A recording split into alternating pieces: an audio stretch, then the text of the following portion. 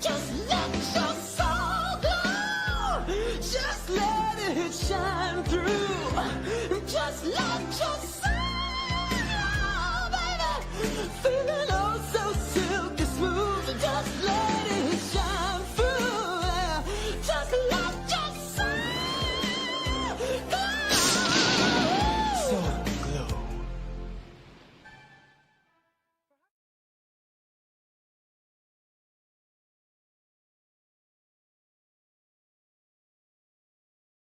That means that we punched our ticket to go try to win the Super Bowl, and that's it. We got one game at a time, starting at 1 o'clock on Sunday. Love y'all, boys. Love you. Love you. I'll go to war with every single one of you, every fucking game, all right? Here we go. 1, 2, 3, 1, 2, 3. Win.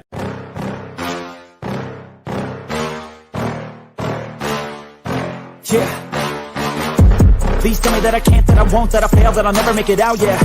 Please tell me all the bad, never good, fill my head full of every single doubt, yeah. Please say any negative thoughts, I pop off when I hear people say I cannot. I get off to the thought of proving everyone wrong, I won't stop to the top, so you better back off and get lost. I'ma stay loud, stay proud, never running out, never heading south. I'll be spreading out, call it word of mouth, can't put me down, I'll be getting loud. You can have me douse, not what I'm about, have your fucking cloud. It be raining now, I keep making sound, go another round, bitch I'm legend bound, can't stop me now. You don't wanna fuck with me, a slow burn like a disease. Just tell me that I can and show you things that you couldn't believe. Just tell me that I can. Just tell me that I can. Just tell me that I can.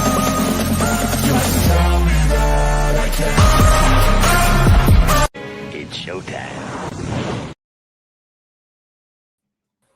Welcome to Monday Night Uncensored. I'm your host, Tommy, to the highest degree, to the TOP from the 313.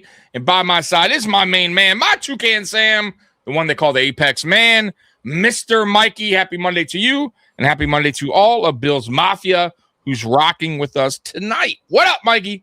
Happy Monday, brother. You know, it's we had rookie minicamp this week. We sure did. We found out the opener. What week the opener is and who we're going to be playing. Yep.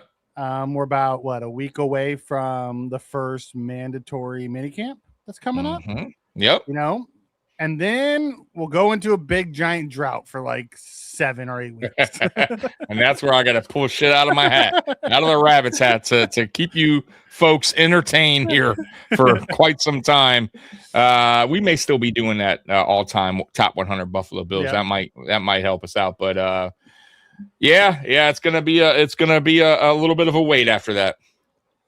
Brian thinks we should bring everybody back. Just bring them all. Yeah, I don't know. I think he's being a little bit over the top here with his comments. More trades, more restructures, more. Yeah.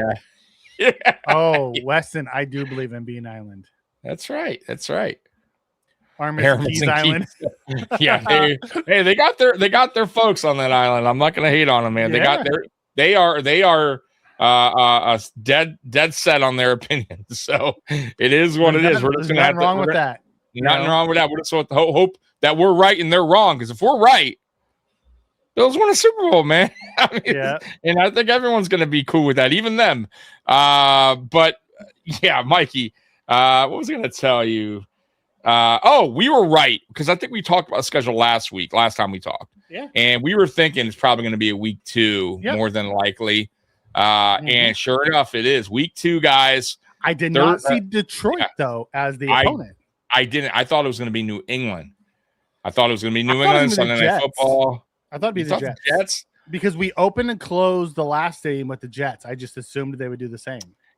I think they wanted it like a banger of a game. I really did. Like it was going to be one of those teams it's going to be high scoring, so like a Ravens kind of game. You know what I mean? Let me ask you this.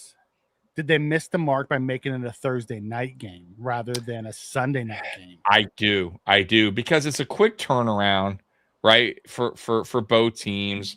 You're not, you're not getting their. I mean, I'm sure you'll get their best, but you know what I mean. They're going to be a little bit tired. For me, yeah, I would have made it a Sunday night football game or a Monday night football game. It doesn't matter, Sunday or Monday. and really let that stadium loose, man. But it is what it is. It's a turn. Like, hopefully, I will say this. Hopefully, week 1, they don't kill us on a week 1 game, right? Like, set us up, versus the Baltimore Ravens, where it's a dog fight, and we're going to. You know who we're going to, right? We're going to the Rams. Yeah. You think week 1 Rams? We've done it before. Boy, and that's tiring because then you got to fly all the way back to go back to Buffalo. Turn around and have Detroit. I don't know.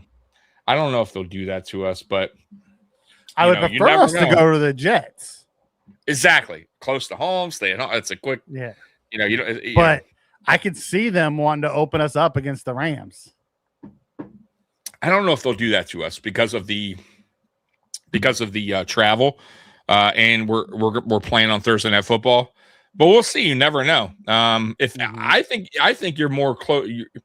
I want to be shocked if it's the Jets because we've played the Jets 3 times, like a lot of times opening week of football. So wouldn't shock me if they throw that one out at us week 1. The whole schedule is not out yet, Sylvester. Just one of the weeks came out. Yeah, they've been leaking, the NFL's leaking some of the bigger games. For the schedule coming out, but it's Thursday. If you want to know, the official release date's Thursday, but usually Wednesday, during the week we'll get some more and more leaks, and then usually there's leaks Thursday before the Thursday night official schedule comes out. So just be on their lookout. Go Bills comes in and says, "I'm here in New England at Buffalo week 7, end of the year against the Jets." That's a good one. I like that. I hope that's right. I don't think Sundays like us. I don't think they like us to play on Sundays. Right. Ryan Fitzmagic wanted to cover the opening of the stadium, so now he gets his wish. Yeah. Ain't that the truth? They're going to have Thursday night here, opening the stadium. We hope we don't have games where we're down tons of scores. Yeah. I just don't, I think this team's going to be in all the games like they always are. J-Ham. Believe in Bean Island, baby. That's right. Bibby. Hashtag Bibby. Yep. I think it might be Vegas at 1 or Denver at 4:25. Going to Denver. I can see us going to Denver because they are the ones who put us out last year. Yeah. I mean, we got some. Listen, man, this schedule, I think they said we have the 8th toughest schedule, is what they ranked it. So it ain't gonna be easy. It's not, once again, but that's how it works. Strength of schedule goes for the teams with the better records. They have the tougher schedule. So, and as Go Bills says, hope all the moms out there had an awesome Mother's Day. Absolutely. I know Mikey did something for Mother's Day, right? Yep, I did stuff with my mom and my wife. Nice, man, nice. It was a long weekend. There you go. What's up, Weston? Weston does believe in. Weston's a closeted Bills fan. He's like, if the Chiefs can't do it, I hope the Bills do. right. Just because he's a friend of the channel, right? Like he's like, what? Normally I want it like the Bills, but honestly, these guys are pretty cool. The hatred between the Bills and the Chiefs fans isn't really there. It's not really there, right? Which you would think it would be. Respect on both sides, which is really wild. It is because they're the ones standing in our way most of the time. But it's like you heard Chiefs fans last year saying, "I really hope the Bills win it."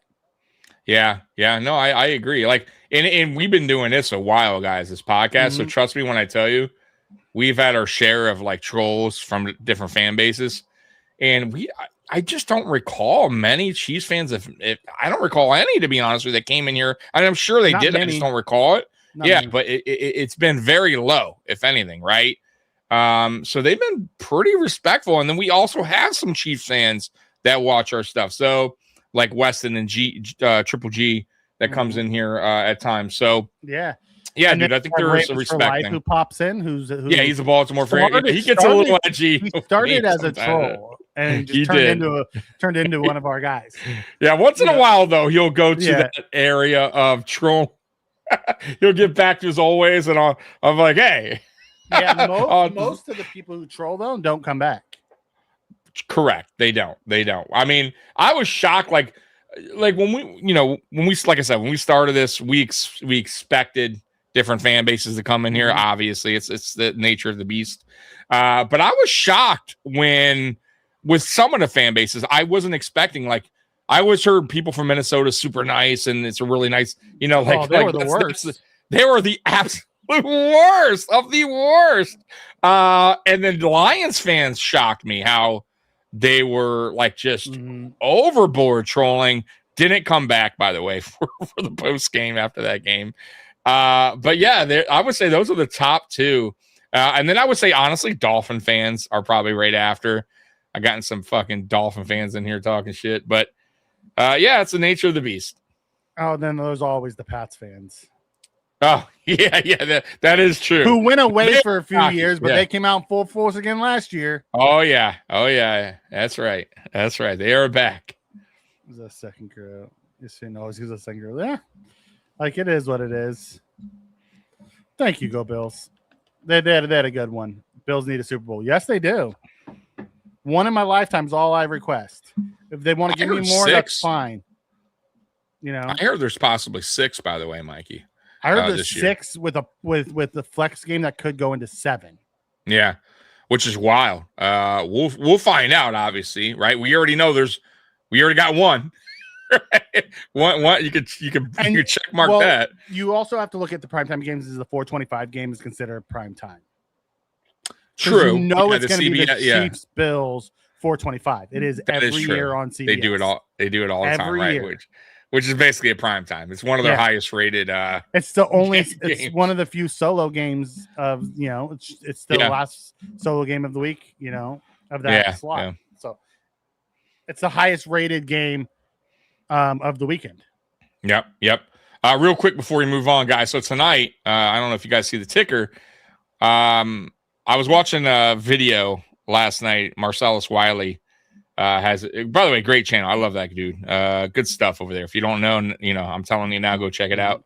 Anyways, he was doing a video on Charles Barkley made a comment about Draymond Green, and he said he wouldn't trade his career for Draymond's, and he doesn't think Karl Malone or Patrick Ewing, basically all the the top Hall of Famers, these top dogs that didn't win a NBA championship, he wouldn't trade their career for Draymond just because of the rings. He feels like their careers are just better, overall and whatever. So, and then Marcelo's like, man, you know what? I should do like an all no ring team versus an all ring team. And I told Mikey right away. I texted him last night. I'm like, bro, it's a great idea. Let's do an NFL all no ring team versus an NFL all ring team, right? And these are only retired players, right? We're not talking about current players. So that's what we're doing tonight. And it's only retired. Only retired because because I don't want to put those guys in the category yet when what I mean when they're still playing. So only retired. There's my quarterback. Yeah, sorry, brother. I thought I told you. I texted you today. You probably missed it. Anyways, but I have the list pulled up. AI helped us. We're going to go through it, and we're also going to go through. Obviously, I also simulated a game that AI put together for the all no ring team versus all ring team. So we'll do that at the end. I think it's going to be pretty fun, and we'll pick our players as well. So go ahead, Mikey. But that's what's on tap. Yeah, and don't forget we signed Dana today. We did. What do you feel about that? The depth guy. Depth guy, can play outside, can play a little bit, and along the D line. Just depth piece. We'll see if he makes the roster. We sign guys like this all the time. I think he's an insurance. Like he's just a guy. He's got an insurance in case I think Hoyt isn't ready. I think that's all this is about because looking at Dana's numbers over the past couple of years, they've declined.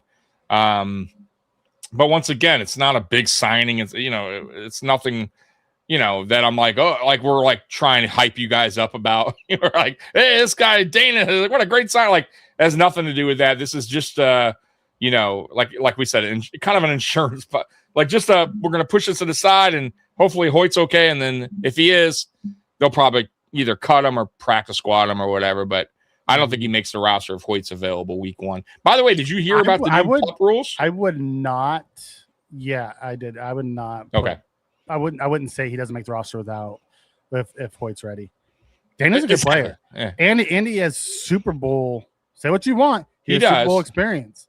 He does, but he's declined a little bit. Is what I'm trying to say. Like, you know, in his play, like last year, you know, you have to remember he's bounced around teams. He left the Chiefs, went somewhere. The team wasn't great. They cut him. I thought he was with the Chiefs for a while. Really? He left and came back to the Chiefs. The Chiefs kept picking him back up. Okay, because I saw somewhere he was with the Chiefs from 20 for last. Yeah, well, he played on their team every year, but he didn't start the year with the Chiefs every year. Okay, because I know they gave him a contract and like he didn't live up to it, basically, in a nutshell. So, but either way, look, at the end of the day, it's just, I think this is just a, you know, just in case, right? Hoyt's not available. And speaking of the PUP rules, if you guys don't know, it used to be, what was it, 4 games until they can even go back on the practicing. Mm-hmm. So now it's still 4 games, but they can return to practice after 2 weeks. Oh, I heard it wasn't 4 games. I heard it was after 2 games. No, it's after 2 games they can return to practice. Before they couldn't. It was 4 games. I Googled it. I looked it up right away. They had their. I was listening to Sal. Sal was talking about it. Yeah, he's wrong. He's usually really good about that stuff. Yeah, no, he was wrong. So it says right here. It says for the 2026 NFL season, rules regarding the physically unable PUP lists were updated to allow players to return to practice earlier. Players on reserve PUP must still miss at least 4 games, but teams can open their 21-day practice window after the 2nd game rather than waiting until after the 4th game. So that is, so I think maybe he got confused on that. But it shuts their window down quicker too. That's what I'm saying, right? So they can, you know what I mean? So like, why would you waste 14 days of that 21-day window? I don't know. That doesn't make a ton of sense. Yeah, I don't know. I have no idea. But getting the player back early though to, but you're not getting them back early to practice. Which is, think about it, because if you're only getting them back after 4, if they can't practice the old rules, then having them back week 5, I mean, they're going to be rusty. You know what I'm saying? Like, are you going to even play them? You feel comfortable playing them? You give them a couple weeks, like 3-4 weeks to. But that's what I'm saying. But if they come back after 2 weeks and they're practicing that time frame, 2 weeks, the coaches can go, yeah, he's ready to go week 5. You get what I'm saying? For me, that's how I look at it. You're banking on that 2 weeks is gonna make you are. But let's say, I'll give you a perfect example. Because you only have 1 more week before you have to put him back on your active roster, and if he's not ready, you're in trouble. I get it, but let's talk about Hoyt, right? Let's say Hoyt is borderline ready week 1. The coaches are like, right? Like maybe like he's 75% or 80%. Like, is it worth it? And maybe for them, they go, you know what? We just saw sign Dana. Let's put him on the PUP, but we'll get him out there and practice after 2 games. And for sure, he's ready to go week 5. You get what I mean? Rather than just have him totally sit out 4 weeks with no practice is what I'm saying. So I get it in that sense. But it would have been great if they cut it down to 2 games. That would be cool, but they didn't do that. Okay. This is a good question. Do women get Mother's Day gifts from hubbies or children? Do children give their own? Okay. Yes, I gave a gift to both my mom and my wife. Do women get Mother's Day gifts? My daughter gave a present to her grandma and her mom. Yeah, that's yeah. I mean, at least in my family, we did it that way too. So, usually the husband will give a gift to the wife, and Mother's Day, and then the children. And correct. Yeah. So, and my daughter gave it to, her mom and her grandma. Correct. Yeah. Bill's playing on Christmas. That'd be awesome. Bill's playing on Christmas. Tony and Jim love it here. They do love it here. They love to come. They love to come to Buffalo. And it could have been one of those things Amazon requested that game. Yeah, give me those. I love holiday games. Some people are. This is wrong. Wild confession: I'm an ex-deporter for being a fan. That is fucked up. I've heard mixed opinion on the whole holiday schedule. Like I was watching Locked On today. They had a live with him and Jerry O and I forget the other it's guy's Bill name. Squad. Yeah, Bill Squad. Yeah, and Joe Marino's like, I don't want Bill's game on holiday on Christmas. He's got little for kids. me, I get it, but for me, even if I had a family, that's what I'm saying. I think some people are like are mixed on that. For me, I love it. It's give me that Christmas game, give me the Thanksgiving game. Like I don't know. I'm more into it now that my daughter's older. It would have been a lot harder for me to do it because of like us jumping on. That is true. Very little kid. Yeah, I guess you're right. You know, that would make it much harder. Or if I was traveling for family or something like that, it'd make it harder to do the shows. Yeah, I can see that. Now that my daughter's older, it's like I don't care. Give it to me on the holidays. Yeah, I can see. She doesn't want to spend time with me like that anymore, anyways. The She's thing with 18. Oh, wow. Okay. Yeah, that's true. I mean, I don't like, look, I don't know about you, but like Christmas for me was always way early. Like I wake up mad early, wake my mom up, you know what I mean? And by 1 o'clock, dude, like you should be ready to watch some football. We were done. You're right. So like I don't know who traffic gets at 1 o'clock. Yeah, right? We still had dinner, but like presents and everything. And we had breakfast with the family, ate breakfast and did presents. And then we would have an early dinner, and then everyone was gone by 4 o'clock. And usually the parents don't even have to. The kids are off doing their present thing. Right? If it's usually for me, it was always like I always wanted like a video game system. So like last thing I wanted was to hang out with my parents. I would that Sega Genesis. I'm going straight my or the new game. My new Tecmo Bowl came in. Tecmo Bowl 2. Yeah. Straight to my room, man. Yeah. JM says my hot take is the Bills will play on a holiday, most likely Christmas, against the Packers, since the Bills rarely played them. Oh, dude. Yeah, and Mike North talked about that on It's Always Game Day in Buffalo. He said those are like the one of the games that he looks at, that he's excited about. You know, Draymond disrespecting Barkley is so embarrassing. Houston Barkley was really good also. I don't listen to anything Draymond says. That guy's a clown. He is. He's just a clown. Absolutely. Don't get how great Barkley was. It's like trolling, disrespect women. Warren Moon. Yeah. Warren Moon was fantastic. Barkley was great. Yeah. You know? I mean, we'll go through the list tonight. And this is this NFL. Like NBA has their guys too. Like great players that just didn't get a championship. Hall of Fame players. Leading off with the quarterback of the Miami Dolphins legend.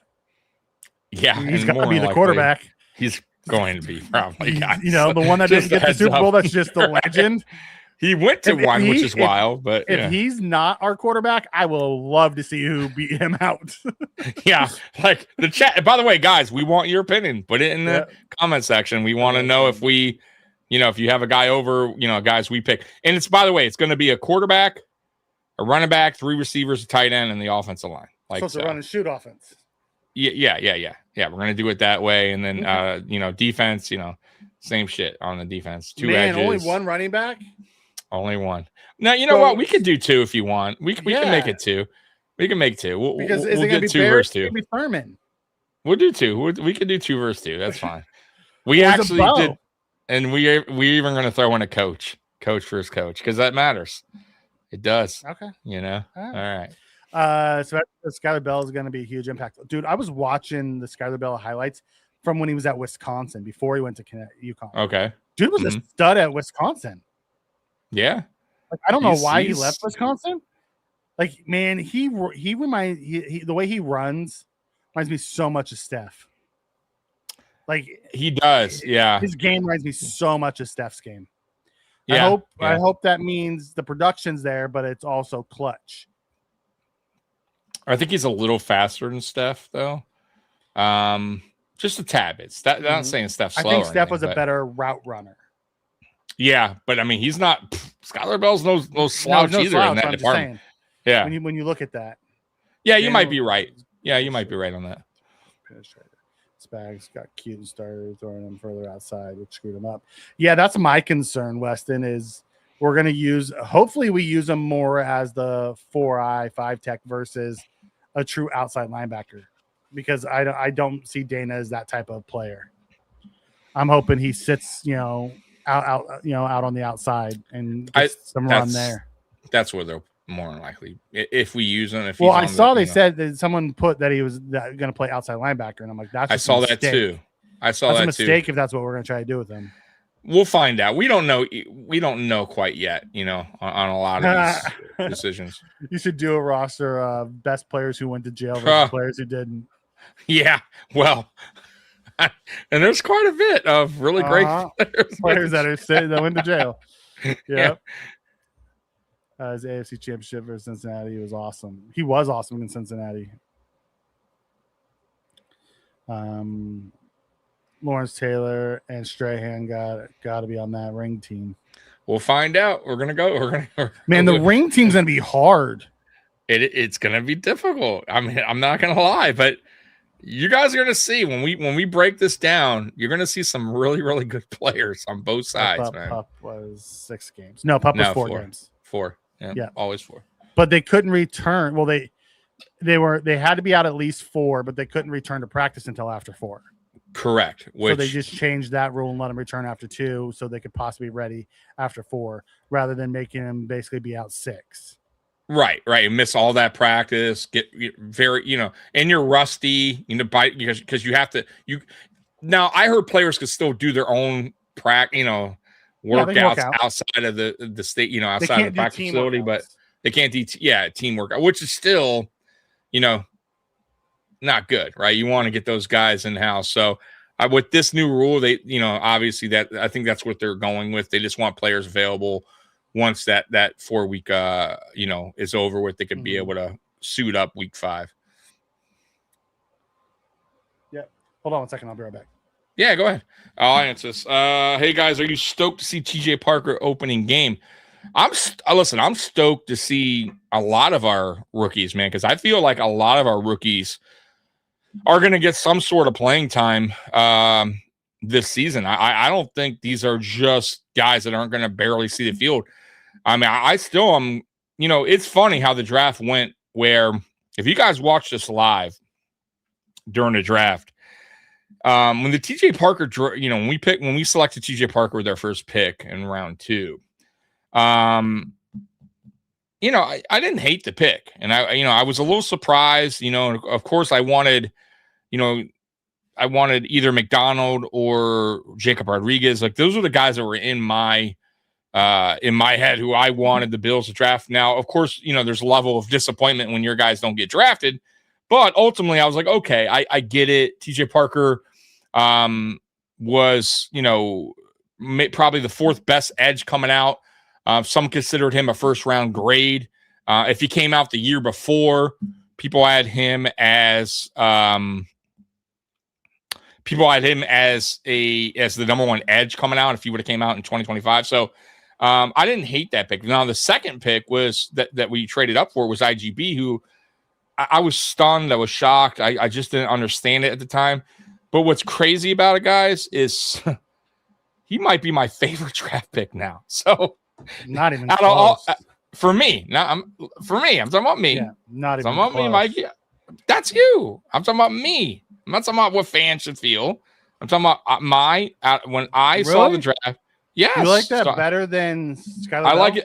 I like he, as of right now, as it sits, I feel like he's my favorite pick. Now, with that being said, I like, because the question was, I don't know, you or put it off, but what players are we excited about seeing? I think a lot of these guys have a real opportunity to get good playing time in their rookie year. So I think TJ Parker's going to get a lot of good rotation, get a lot of decent snap count. I think IGB has a real opportunity to be in that CB2 role. We'll see what happens. I like Orr's a lot. I think Orr is a guy to definitely look out for. Jalen Kilgore Jalen Kilgore is going to be a beast, I think, in the NFL. I really have a lot of hope for faith in him. Yeah, high hopes for him. And Skylar Bell, who we were just talking about, I feel like can be another player who he may not have a lot of. He may be low on the depth chart to start the season, but I could definitely see him moving up those ranks during week to week, getting more playing time, more snap count, and moving up the depth chart. And he's another player I like. So honestly, guys, like the whole draft, pretty much, even our punter has an opportunity to be our week 1 punter. So I like the draft. I do. I like all the players. So it's tough for me to pinpoint which guy I'm most stoked about, because honestly, I have high hopes for. But I would say IGB is the guy that's really for some reason has me the most excited to see this upcoming season. Okay. What about you? You can answer. I'm actually stoked to see TJ Parker. I spent some time this weekend watching some film on these guys, and TJ Parker, 2024 TJ Parker was what you saw out of Will Anderson coming out of college. He was a beast. He was. Yeah. Then in 2025, you still saw some of it, but it was more in flashes because they asked him to do different things. Mm-hmm. And it was just like, I'm excited to see what that can be. Yeah. Yeah. IGB is the one guy that we drafted that I'm like, okay. So you haven't warmed up to him yet. You're still kind of on the fence on that draft. That's fine. I think he's like we talked about this last week. I think certain players like DJ Moore, were certain fans on our fan base are still like, I got to see it, right? Yeah, like I'm not crazy about it. It's not even that. I'm concerned that the 1 year production at the end where they had the less, PIs. Because he only had 1 year of that. The other years he was really heavily penalized. He was, yeah. I hope he does well. It concerns me, especially with the other guys that were on the board. I felt like we could have went a different route, but that's who they chose, and I hope for the best with IGB. Yeah. So well, he's a physical defender. He's going to be a little handsy, but he's going to get called for PIs this year. He's going to get called. He will, but I will say this. So is Sauce Gardner, who is a little handsy. Right. When you're a press man, you kind of get that. You're gonna. But he gets away with it because of his draft stock.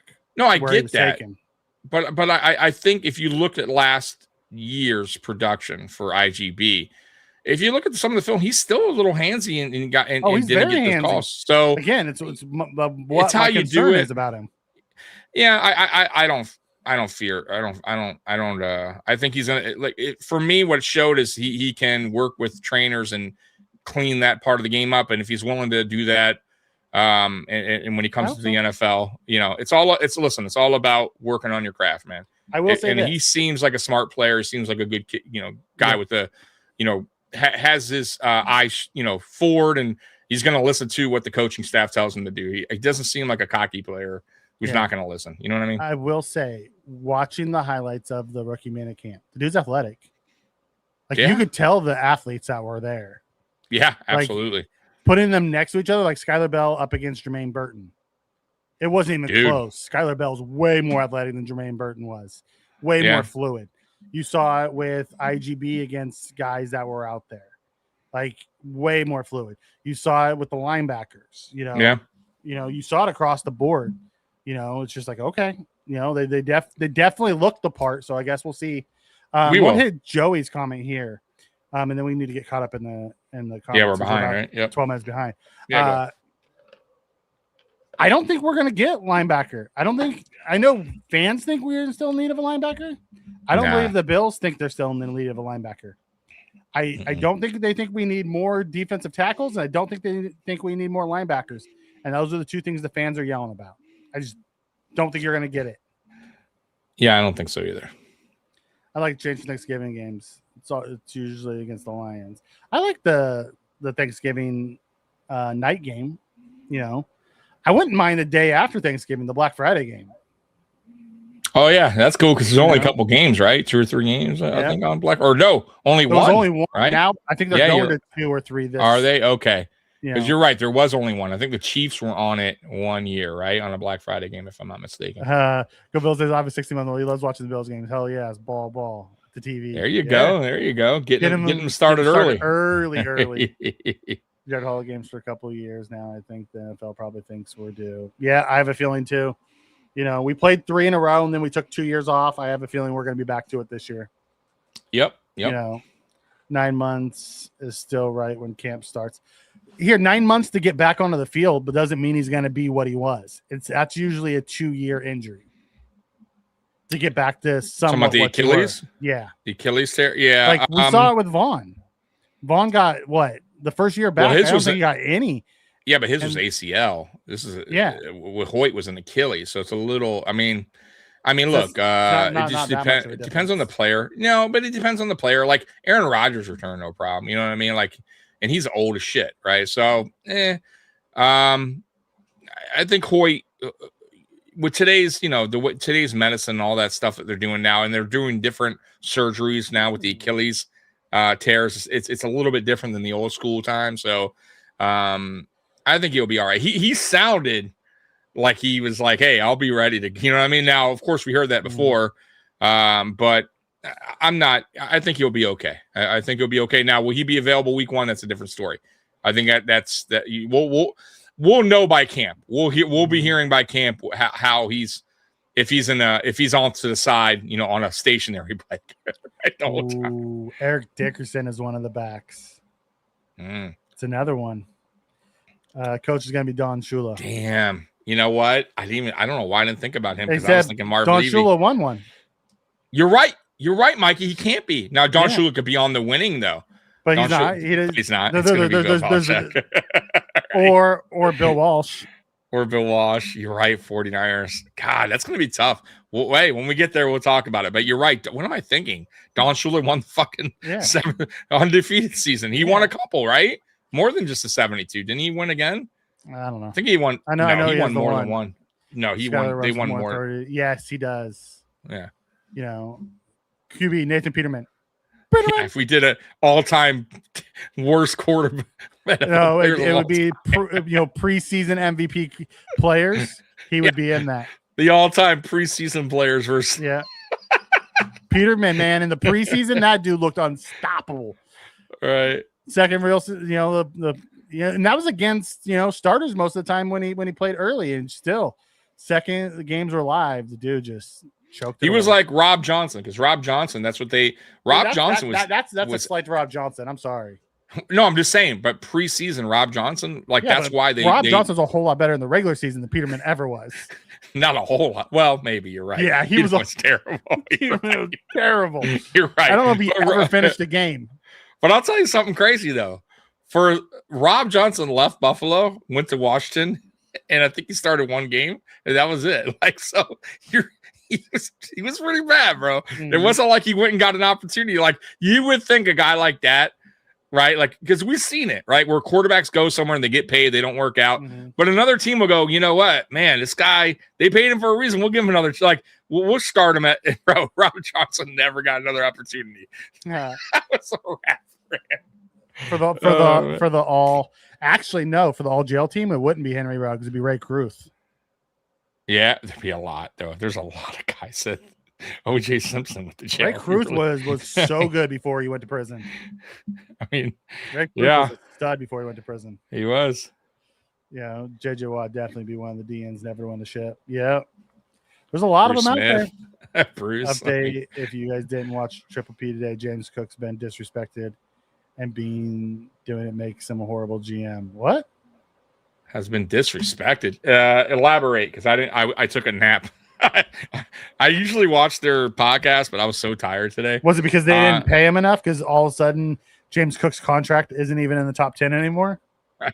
How's he been disrespected? I don't. They paid him. I don't get it. And I didn't even want him to get paid. And I was wrong. I'm glad he got paid, but I don't. Elaborate, please. Fast when you see this. Yeah, I know we're falling behind. That's what happens when I step away for a second. I leave Tommy in charge, and then we get way behind. I'm like 15 minutes behind. Oh, okay, all right. Oh, excuse me. No, I mean, it is what it is. And Brady to relax. My question for you, talking about, Josh came out and was talking about it, and he said he didn't want to be as mechanical. Like, he didn't want to think about it. He wanted to play football more. He felt like he got too much in his head. Mafia didn't take that the best. I don't know if you saw X when he said that. No, there was a lot of them that didn't take that as like, oh, great, he's going to turn back into the turnover machine because, you know, he got sloppy last year and now he's talking about just playing ball more. And like, it was wild. Sometimes fans, they look too much into something and they take. And some of them were content creators that went down that rabbit hole. Look, I'll admit sometimes I do that, but I mean, for the most part, it's like, guys, like chill out. Like some of the players that we know, are produced year after year after. Like for me with Josh Allen, I don't give a fuck what he says. Josh Allen's that dude. Like I'm not going to criticize Josh Allen for things he says. Oh man, Josh Allen's done. He doesn't love the game anymore. Remember that? Oh, he doesn't love the game. He thinks there's more to life because he had a kid. Yeah, it's amazing what happens. You know, oh man, get him off. Your perspective on life changes when you have kids. Right, trade that loser thinking about his kid. Come on, guys. Linebackers. People are talking about it. Joey asked about what our thoughts were on Dana. I think Dana's a depth piece. He's a floor guy. Yeah, that's all. You know what you're going to get out of him. Mm-hmm. You know, people are really interested in this thing. Tom. I told you they would. I knew. I told. Megatron should be in that group. Megatron may be the number one wide receiver. You know. Would you guys consider bringing back either Vaughn or Diggs? I'd consider bringing them both back. I think Vaughn would be a more helpful and more impactful player than Dana was going to be. And if you're telling me we can put Diggs on the other side of Shakir and DJ Moore, I would do that in a freaking heartbeat. Let Diggs teach Bell. I would be up for it, but it seems like they're just not going to go in that direction. They're not. But the question was, would you welcome either one of those guys back? I'd welcome them both back. I'd have no issue with either one back. Vaughn is a designated pass rusher. He got 9 sacks last year. That would have led our team. Right. And he's a good locker room guy too. It's not like you're getting a guy that, you know, has issues or, you know, it's going to be all about like now Stephon Diggs. I still think he's a good locker room. I never heard anything that bad. Like from Stephon Diggs. He had a problem with the coaches. He had a problem with the coaches. That's it. You know what I mean? So I would definitely welcome back. Yeah. But I don't know if he liked Joe Brady all that much either because Joe Brady stopped throwing him the ball. But I do wonder if that was all on Joe Brady. You know what I mean? At that time and what McDermott was wanting. And that is an interesting question. And I think that would probably, if we were to entertain the idea, I'm sure Stephon Diggs would say, okay, but how is this all? You know what I mean? Like, what's my role? You know what I mean? Because honestly, at this point, though, Mikey, Stephon Diggs can't think that he is now the one. You know what I mean? No matter where he goes, I don't think he understands his place. Maybe. Do you think he would understand his place now? You know, if he's going to any team he goes to, do you think he would still believe he's a one? He should get that respect as a one. You think so? Really? You think he would demand that? I don't think so. I don't think he would demand it because he didn't demand it last year in New England. I think he felt it. Right. He had 85 catches and 1,000 yards coming off of he did. ACL. Yeah. He felt like he's still that dude. He's felt it, but I don't think he has that like cockiness where he's going to demand it is what I'm trying to say. So it might work if he did come here, but I think he would definitely want to know his role. It'd be a 1 year deal. It'd be a 1 year deal. Yep. Yeah, it'd be a 1 year deal. Walter comes in and says, not trying to absolve Allen of his errors, especially considering the rough game he had, but he still put us in a position to win. But you're right, he did have a rough game. But we did watch Darnold win a Super Bowl because of coaching and rosters. So we have other issues to worry about, right? Absolutely. And that's kind of what me and Mikey's been digging at. Yeah. Aaron Hernandez was just misunderstood. I think he's not being serious on it. I hope not, because I just caught that. I was like, there's no way. Okay. Yeah. That's one way to look at it. Highly unlikely. You know what's funny? he's up there with OJ with the amount of documentaries. NFL player. Like Aaron Hernandez has like 10 documentaries about him. And Epstein's gonna catch him. Right. Yeah, he is. You know, he is. But damn, there's like a new one coming out every 2 years about Aaron Hernandez because they're finding out more and more stuff. It's wild. Yeah, it was wild, man. You know, top 3 receivers never to win a Super Bowl: Moss, T.O., and Larry Fitz. We're gonna get there, guys. We will get there. It's interesting. The roster, we have no roster space for Diggs. We have 13 receivers right now, but that doesn't mean all 13. You know what I mean? Like, there's going to be a lot of guys that are. But my only issue is like how many wide receivers can you carry that don't play special teams? That's why signing Diggs becomes a problem. Exactly. You know, all jail team middle linebacker Ray Lewis, who never actually went. Never went. No, got away. Spent the night in it, but that was it. Yeah. Yep. Beat the case. I think Vaughn signed with the Raiders. Did he? Oh, damn. I didn't see that. Did he? I didn't either. Look that up when you can. I didn't. Oh, he said that was a joke, Cato. Oh, okay. I read Diggs still had more legal issues. Teams are still waiting. Yeah, he beat the main one, but he still has another one. Jesus. God, Stefan. He had a few. Good Lord. Players with documentaries for all the wrong reasons. Yeah. Right. You know, the rise and fall of the Bills. Right, this guy, that guy. Whatever. Right. Oh, you know, man. it's wild. And I used to talk about bathing with his mom. How much more misunderstood could you be? Okay. I do not want to bring Diggs back. Drugs. He does pink drugs. He's a different kind of individual. I get that. Oh, a lady. Right, guess what? We caught up. Okay, so let's get to some stuff we have on tap tonight before we get to the all no rings team versus the rings team. So these by are the quick. way. Yep. Why you did that? Make sure you tell them. You even had AI sim a game. I did tell him. Yep, I told him earlier. Okay. Yep. I missed that, which will be interesting to see who wins. My computer froze for a quick second, so this might be interesting. Yeah, we'll find out. Mikey might be solo for a couple seconds. We'll find out in a second. Oh, we know that doesn't go well. That doesn't go well. So let's start with the main topic of tonight. Is it Taylor Swift? Cosby says, if you think Taylor Swift was the problem with KC, imagine Diggs and Cardi B. That's a good one. Yeah, it's definitely my computer. Something going on, Mikey, but we're gonna try to get through it. All right, so main topic for tonight, Mikey, is the Buffalo Bills 2026 roster better than the 2025 roster? And obviously, like Mikey, I told Mikey what the title was, and he's like, bro, that's a real easy answer. Yes. Yes. And I but that doesn't mean everybody agrees, right? I'm gonna say yes, but I want you guys in the chat to let us know. Matter of fact, there is a poll going tonight with this. So let me see. Was there? Damn, I don't even see the poll now. There was a poll up, and now it's not even here anymore. So Tommy's slipping.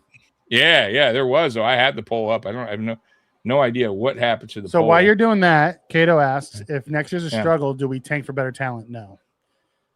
I don't. Even if we struggle, I still think we make the playoffs. Because last year was about the biggest struggle we've had since Josh has been our quarterback. Oh, there it is. Still made the division round. So I don't think that we would tank at all. Also, Bean's kind of on the hot seat. Like, I know we got promoted and all, but he's got to get some. He's got to, get going. And Joe Brady's year one, and you think people are going to wait around for Joe Brady if we start tanking? We're not tanking. All right. So it is up. It's just my computer's running really weird. Anyways, right now it's 39 votes, Mikey. Yes, at 69%. 31% says no. So there is some people out there that they think the roster has not gotten better. Or it's not better. That? I would love to. If there's one of those in the chat, please explain to me why you think the roster is not better today than it was at the end of last year. Yeah. Please let us know, because there's a couple, obviously, right? So it's 39. What was it? Is it because McDermott's gone? Are you a McDermott lover? 31%. Yeah, so 31% says no, it has not gotten better. So let us know. Go Bill, says Tommy. Check your damn phone. Check my phone. Check your phone. No, I don't. I somebody said that the other day. No, I do that on my phones. So, no, this computer, guys, is pretty much brand new. The problem is I bought it from Amazon. It's a gaming computer. And it's not like a Dell or something. It's an off-brand. You kind of get what you pay for. Though, Mikey, I didn't pay for cheap. I think it was like $700, $800, something like that. And can't update to Windows 11. Mikey knows the deal with that. Mikey's computer, same thing, can't update to Windows 11. So you bought a gaming computer for $700. You can't update to Windows 11. Yeah, can't. You got taken, brother. I got hosed. So it's been running really funky lately, and yeah. And I only do podcasting on here, guys. That's it. The things I search are Buffalo Bills related. So trust me when I tell you, nothing I'm doing. I got to stay off that site, Tommy. Yeah, gotta stay off that. Gotta stay off those Buffalo Bills wire giving me viruses. Yeah, what happens with those crap takes? Yeah, they're upset at me. Oh my god. Can I help? Anyways, with the PC? We'll catch up in the chat. Yeah, and then we'll get through this roster thing. I said no because I wanted another wide receiver. Okay, so another one says no. Damn. You got two new ones. You wanted a third one? You got Bell and Moore. Like, how many more did you want? It's Bob. It's Mafia Sports Report 313 at Gmail. If you can remember that. So why don't you put it in the comments. Yeah. So it's Gmail though. So I'll put it right here. Yeah. Put it in there so Bob can send you. Yeah. The workaround for Windows. Yeah, that'd be nice. Thank you, Bob. Yeah, I'm so excited what Deion Walker's going to do this year. Me too. I heard he's actually lost some weight too. Don't like seeing him in a fucking walking boot, but Deion Walker wasn't in there. Not Deion Walker. I'm sorry, Deion Dawkins in a walking boot. Yeah, Deion Walker. I heard has lost some weight too, which is awesome. That means the guy's taking it serious and he's getting himself like that guy has a chance to be a monster. He really does. Yeah, the roster got better. I just don't know. Saying that alone says much. Okay, I'm with you on that. Tommy, look it up. Yeah, Buffalo guys won't. I'm on all those sites, man. Just Buffalo girls. Yeah. Yeah. How do you know about Sports Report 313 at Gmail? Yeah, it's at Gmail. It's at Gmail, by the way. And that's for anyone want to hit me up. Whatever. You want a Wix, really? You want a Wix? No, I did not like Wix. I did not want. You want a Wix and Dubs? No, I didn't want either one of those guys. Yeah, I didn't see nothing from Wix. Okay, let's get to Dubs. This. So Dubs was intriguing because he was the Mike Bibby of the NFL. If he caught the first couple, he was good the rest of the game. But man, if he dropped one, it was gonna be a long night. For me, when they got Skylar Bell, I was cool with the receiver room. Yeah. Tommy's Jenna Jameson is their head coach. Yeah. All right, you ready for this? Yep, let's get to this. So they're going to break it down in position. So let's go position by position, identifying which position groups are better or worse than last year's iteration for the Bills. So quarterback, they got to push. Mikey, you agree? I actually think they're a little bit worse. They're worse. So Mikey's going backwards on the quarterback. Yeah, we did lose slightly Mitch, because I believe Mitch is a better quarterback than Kyle Allen. Oh, there's no question about it, Mikey. No question about it. I'm not a fan I would say Kyle the Allen. quarterback room, I would say, is a little bit downgraded. Okay, that's fair. I'm with you on that. Running back room, they got to push. Yeah, I would say it's probably a push. Okay. And you guys in the chat, comment if you let us know what your feelings are. Just put quarterback, push, running back, whatever you guys want. Better, worse. Spencer, so don't be surprised if we hear a certain theme tune suddenly playing Tommy's background. Right. No. Right. Back it down. I'm in the old school 70s porn. Sure. Yeah, that's my thing. Yeah. What's this new age stuff? Give me that 70s vertical threat that we could stretch the field. I think people are sleeping on Bell's ability to stretch the field. Same with Moore's. Mm-hmm. If you're just looking for straight speed, that could be McCole Hardman. Yeah, get rid of this comment thing, man. It's just annoying. Driving you crazy? Yeah, it just. I get it, but move. Yeah. QB room is worse. I agree. Basically, yep. I'm with you on that one. I don't like it when me and Go Bills agree. It just seems kind of odd. What's going on with that? The only difference is we lost Reggie Gilliam, but we brought in 2 other fullbacks that I think are going to be just fine. So I would say it's a push.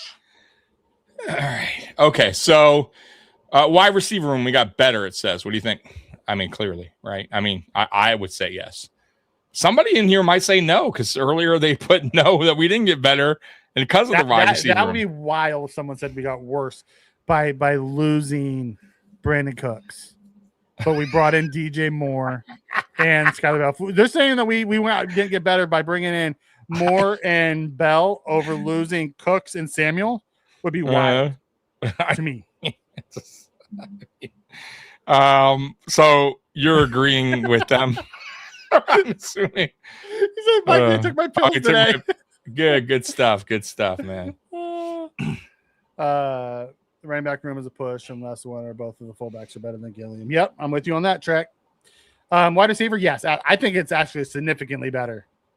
Mm-hmm. Okay. DJ Moore is the best wide receiver we've had in our room since Stephon Diggs. Absolutely. Without bro, there's no questioning that. Like, without a doubt, he is our now true number one, and he is a number one. This isn't a question if he's a number one. He's a number one. He's been a number one since he was drafted, really. I mean, he's been the guy. So, and he's proved that he can be the guy at every stop. So, yeah, I have no question that he isn't, going to be that guy, right? Keep both fullbacks. Oh, that's thinking outside the box there, Trek, because Van Zerman was a linebacker in college, and then he moved to fullback, so he has that ability to play. I think he's going to be the fullback / special teamer. Yeah. Wide receiver room is worse because we lost our best playoff receiver in Davis. Joke. He was, though, which is the wild thing. Hopefully that I'll take Cook over Hardman too. Like if we brought back, the problem is Hardman brings special teams abilities to where McCole. To where Cooks doesn't. If we were going to bring back a Cooks, I'd rather us bring in Diggs. If we're going to take another receiver that doesn't play special teams, let it be Diggs. I've heard no rumors, no talk about guys that were rumored or talked about prior to the draft. Cooks, Trey White, like none of those names have resurfaced. Shaq since the draft. So Milano, right? Like I just think they're moving on. They're just sitting out there too. Sitting out there. Biting on them. Nobody's biting on. I think though they will. I think they all. I don't think that it's because they're bad. I just think right now their teams are smart. They're waiting around and they're going to probably sign these guys to 1-year deal. Like these are all probably 1 year type of players. Everyone said they were waiting because of the comp formula. They didn't want to have it, but the comp formula ended after the draft ended. So what are we really talking about? It's been a few weeks and nothing. Nothing. Yeah, the fact that we went after Dana over any one of our old guys is wild too. No Bosa, no Epinesa. No, we went and got Dana. So that kind of tells you something too. Yeah. Yep. I like the rookie fullback better. Okay. He's a / tight end though. More of a tight end than fullback, but it doesn't mean he can't play that position. I think the Eagles. So was Gilliam when he first came out. He was more of a tight end than a fullback. But he's had to learn. I think he's a little bit more stocky. His build is a little bit different than the other guy. But I think the guy from Philadelphia is more intriguing because he's like you could put him anywhere. Like he played, even played defense. like that guy's like a utility knife. You could, so I think with that guy, he's a little bit more intriguing to me, the guy from the Eagles. You know what I mean? So And he did the tush push over there with Philadelphia. So Cato, I just don't think anyone's going to touch McJoke's system, guys. All right, let's continue this on. So wide receiver better, we agree. I think it's vastly better. Offensive line worse. I disagree. Although yes, we lost Edwards, I think we got deeper. We lost Edwards and Vandermark, but we brought in, more depth. We may not have as high of talent, and I don't know what Anderson or Corbett or Cushenberry are all going to be, inside of our system. I liked RVD, but at the end of the day, we went and drafted another guy. I like our depth more this year than I liked it last year. So I would actually say it's either a push or better. I think we're deeper. I'm gonna go push, but it's I'm with you. It's push. It's close to being better. Like it's borderline for me, right? On that, I don't think it got worse with because David Edwards left. I think we got more depth, and I like the guys we signed. What's the guy's name? I keep butchering his name. The guy we signed in free agency, who I believe is going to wind up starting. Corbett, yeah. I think he's going to wind up being the guard there. I just think he has the experience, and he's good. He's a good player. So. And then we have don't rule out our draft pick either, who's drafted as a tackle that could play guard. So correct. Yeah, that's a guy to look out for as well. So me and Go Bills are kind of on the same page tonight. He agrees with the starting five being a little bit worse without Edwards, but overall the depth is better. So I would say push at worst. Yeah, I'm with you on that. Player that when we lose a game, people say we lost because we had to play Dana. Yeah, I know that sucks. He deserves better than that. He's a solid depth guy. Let's just hope he's truly not an outside backer. If he's an outside backer, I'm gonna have to question what the hell our coaches are thinking. Right. Scott thinks that was better. Okay. What up, Scott? Corbett. Yeah. I can see Bean make some trades after preseason over, maybe for some more picks. Yeah, I can see that too. Cushenberry's death piece is a killer. Like, I can't believe he came to us after we re-signed. Even after we re-signed, McGovern. Like, it's wild. Tommy's gone, so we'll just keep going. Don't count out Bruno Fina. Yeah, Bruno Fina. Like a guy who has a chance to make this roster. And we know how much the Bills love to bring in, undrafted guys. Like the linemen we got from Boston College. Yep. Yeah, there's a lot of them,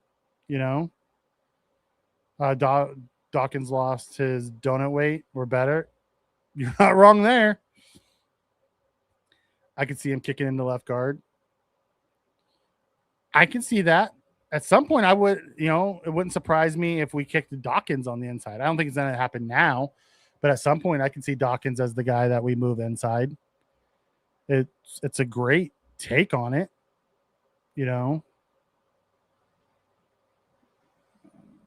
So I don't know where Tommy went. All right, guys, keep asking questions. Let me know what you got while we wait around for Tommy to come back. Can't figure out his computer. Because he's a problem, like always.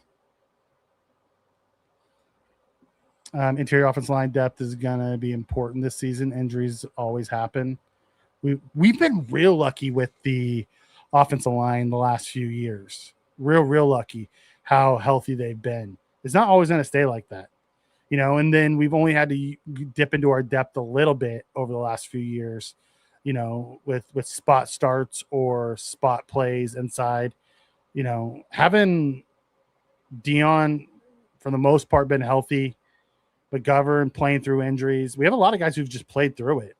It's been awesome to this point. But yeah, you're right. At the end of the day, having that depth, I think, makes us better. I don't even have the article, so I can't bring that up to talk about it. But he has to start now. to give him confidence. Who has to start now? Are you talking about the linemen? Because I don't think so. I don't think any of our draft picks actually have to start now to give them confidence.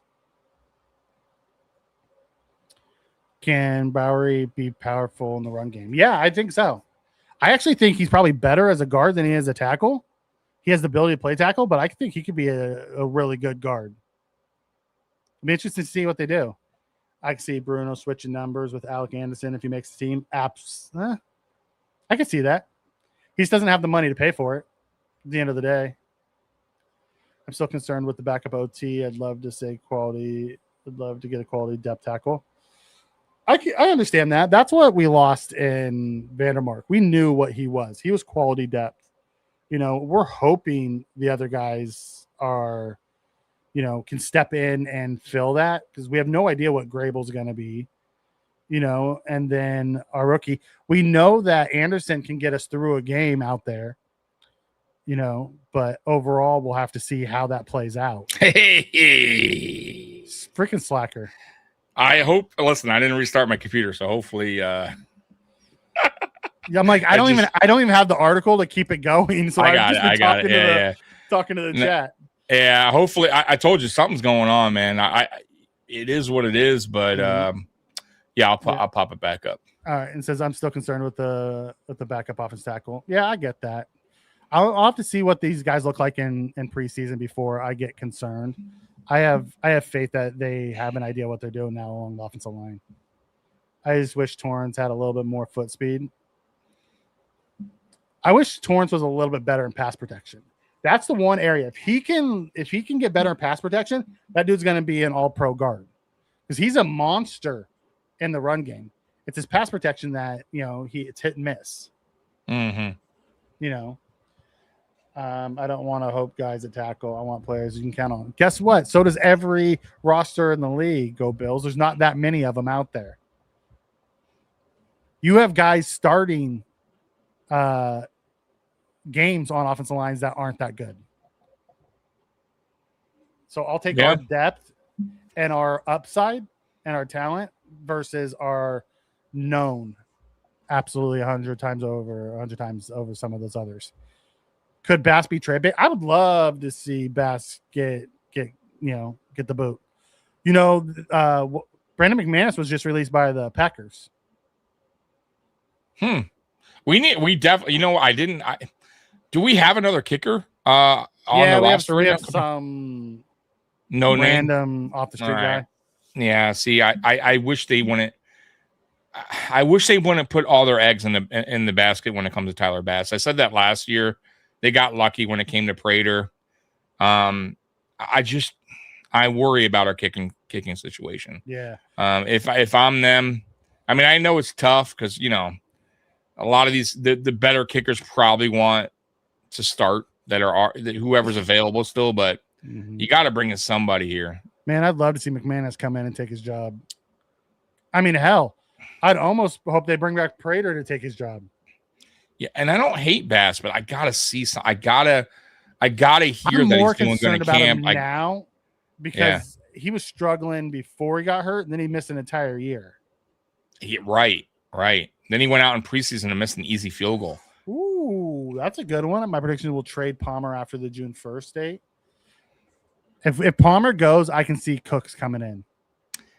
They could also cut him. Now they'll eat some dead cap, but they'll also save a little bit. I think it's 2.5 for this year. So I'd rather just keep him this year than to cut him. Then take the dead cap. But I'm just saying if they feel like, and for me, I'm always up for it. If you feel like there's a better player that can give you, it could be better on the field, and you just keeping them because of the cap. Like I'd rather take the hit than to have the to miss out on a guy that can actually provide something for the offense. I'd rather have Prater. I'm not gonna lie, Prater was money last year. If they can, the problem is if they find a trade partner, though, they got to find somebody that wants him. Yeah. All right, you ready to hopefully you'll be fine. Finish this? Yes. Hopefully we can get through this. All right, offensive line, we disagree with the worst. Tight end, better. What do you think? It's a push. It's the same room It's a we had push? last year. All right, I think they're going with Jackson Halls is going to be, going into his second year. Could be better. Defensive line. Better, but I would say it's a push. I'll say push too. Yeah, I'm with you. Defensive line better. What do you think? Absolutely. Okay. Absolutely, it's better. I'm with you. And we on have that. no idea what it is, and it's better than what we had last year. Yeah, I'm with you. Edge rusher. Better. I'm with you. I think Bradley Chubb is honestly, like, if he could stay healthy, I think fans are being a little bit too tough on that signing. I think Bradley Chubb could be real good. He's still shown he can be productive. Like, that's my point. Like, that's the only argument I make on the whole Bradley Chubb thing. I'm not saying like, oh my God, what an excellent signing, and this guy's just been unbelievable throughout his career. It's the injuries that's really the only thing that's kind of been the battle when it comes to Bradley Chubb's career. His production is still there. Like, that's the one thing me and Mike, and we had to talk about Joey Bosa when we signed him last year, was where me and Mikey were back and forth, because I didn't see the production value as like I see it in Bradley Chubb still. You see the back of his football card. Correct. And say what you want. Bosa was really good early. He just faded down the stretch. They played him more than they wanted to play him, and you saw him just wear down and down the end. And that's the age factor. That's the injuries, obviously probably too creeping in. Remember, he said we had a lot of guys that went down around him too. So he didn't have quite the same supporting cast, but man, he was good to start the year and just but he faded and he got hurt. I think his hand. But so did Leonard Floyd and a bunch of other guys. He did. Yeah, but Leonard Floyd still was our last 10 sacks. You know what I mean? Like Bosa had 4. Like, it wasn't like, now mind you, he had the fumbles, which were nice, the strips sacks and all that. 6. But I think Bosa had 6. I don't think so. I think he had 4. Check it up. I could be wrong. Look that up real quick, Mikey. I believe he only had 4. Edward wants to know, do we think Fina would make the team? I think he's going to make the practice squad. I don't foresee him making the team. Because we have 2 draft picks ahead of him plus Grable. I'm with you. Unless he shines in camp. I mean, shines in camp. I'm with Mikey. I think he's a practice squad type of player. And they go from there. Get 5 sacks. We were right. We were 5. Okay. We're so there you go. In between. In between. 5 which sacks, is 5 forced fumbles. All right. The fumbles are nice. Yeah. But he faded down. He definitely faded because those sacks came early. With Bradley Chubb, his numbers have been pretty consistent, when healthy. And I look, here's the deal, guys. It's a 3-year contract with a 2-year out, right? So after 2 years, we can get rid of him. And I think that's the plan. Ultimately, that's the plan. That's why they drafted TJ Parker. By the time, Bradley Chubb's, deal's done, Parker will be able to, he'll be stepping in that role. Matter of fact, who's to say that he won't in year 2? And Bradley Chubb is goes to more of the rotation. You know what I mean? Which I'll be fine with too, if that's the case. So, but no, I'm excited about that signing. As long as he can stay healthy, he's going to be productive in my opinion. He always is. That's the thing about Chubb. Every year he's healthy, he's productive. I think, like, what's your sack total? What's your sack total? I'll get there. Scott says Parker and Chubb will be better than we've had ever. Like, those 2 guys on one side with Drew and Hoyt on the other. Like, when Hoyt gets back, because Hoyt will come back at some point.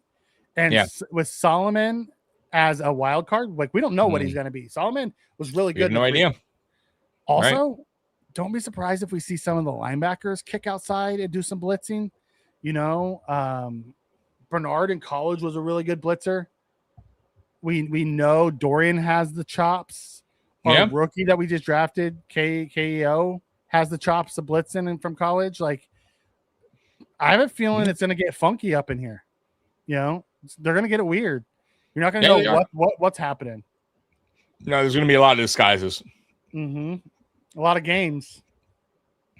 Bosa did struggle in the run game. Biggest issue last year was he did. He got caught up a lot.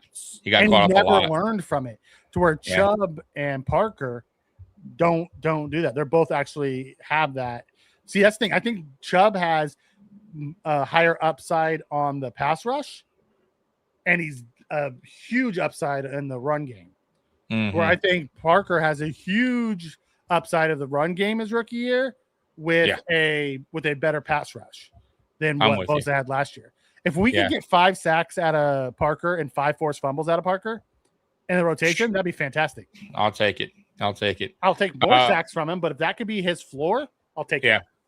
What do you got for a healthy Chubb? Sacks wise? Yeah. It's hard to know to understand what this defense is going to look like. So I'll reserve the right to revisit after preseason when we do our rankings. Yeah. But I'm going to say 9. I'm with you. I'm going to go. I think he could be 9 between 9 and 11 is where I'm thinking he's going to end up. Yeah, I'm gonna go between, and I know I'm putting a little bit more of a range here, but I'm gonna go between 8.5 and 10. I think that's where he sits. That's kind of where he's been with Miami. I think he had 11. What do you have last year? 8.5 or 11? I think I want to say 8.5 last year. But tell you, give me a second. Yeah. Bradley Chubb. Which is fine. I'll take it because I don't think all the sacks are going to come this year from the edges. 8.5 2 fumbles, 1 fumble recovery. You said 8.5? 8.5. Yeah, that's and then I know he had 11.5, right? First year in Miami, if I'm not mistaken. And then he tore his ACL, and then he came back last year, yeah, and had 8.5. Yeah, which is I'll take it. And I also think we're going to be putting a lot of pressure on quarterbacks this year, unlike seasons past. And I think a lot of people are going to actually eat when it comes to getting sack totals. I don't think it's going to come from one different position group. You know what I mean? Like I think we're going to be sending different type of exotic blitzes, which that's McDermott didn't do much of. Right? That's why we didn't have a lot of high team total sack total. You know what I mean? So. I think I'm excited, bro. I'm excited for this. But anyways, you want to get back to this? What Walter says. Yep. Say what you will about Bosa, but with the contract we gave Chubb, you're committing more years and money on a player with more troubling injury history. 3 majors. Those 3 majors, most of them were like freak accidents.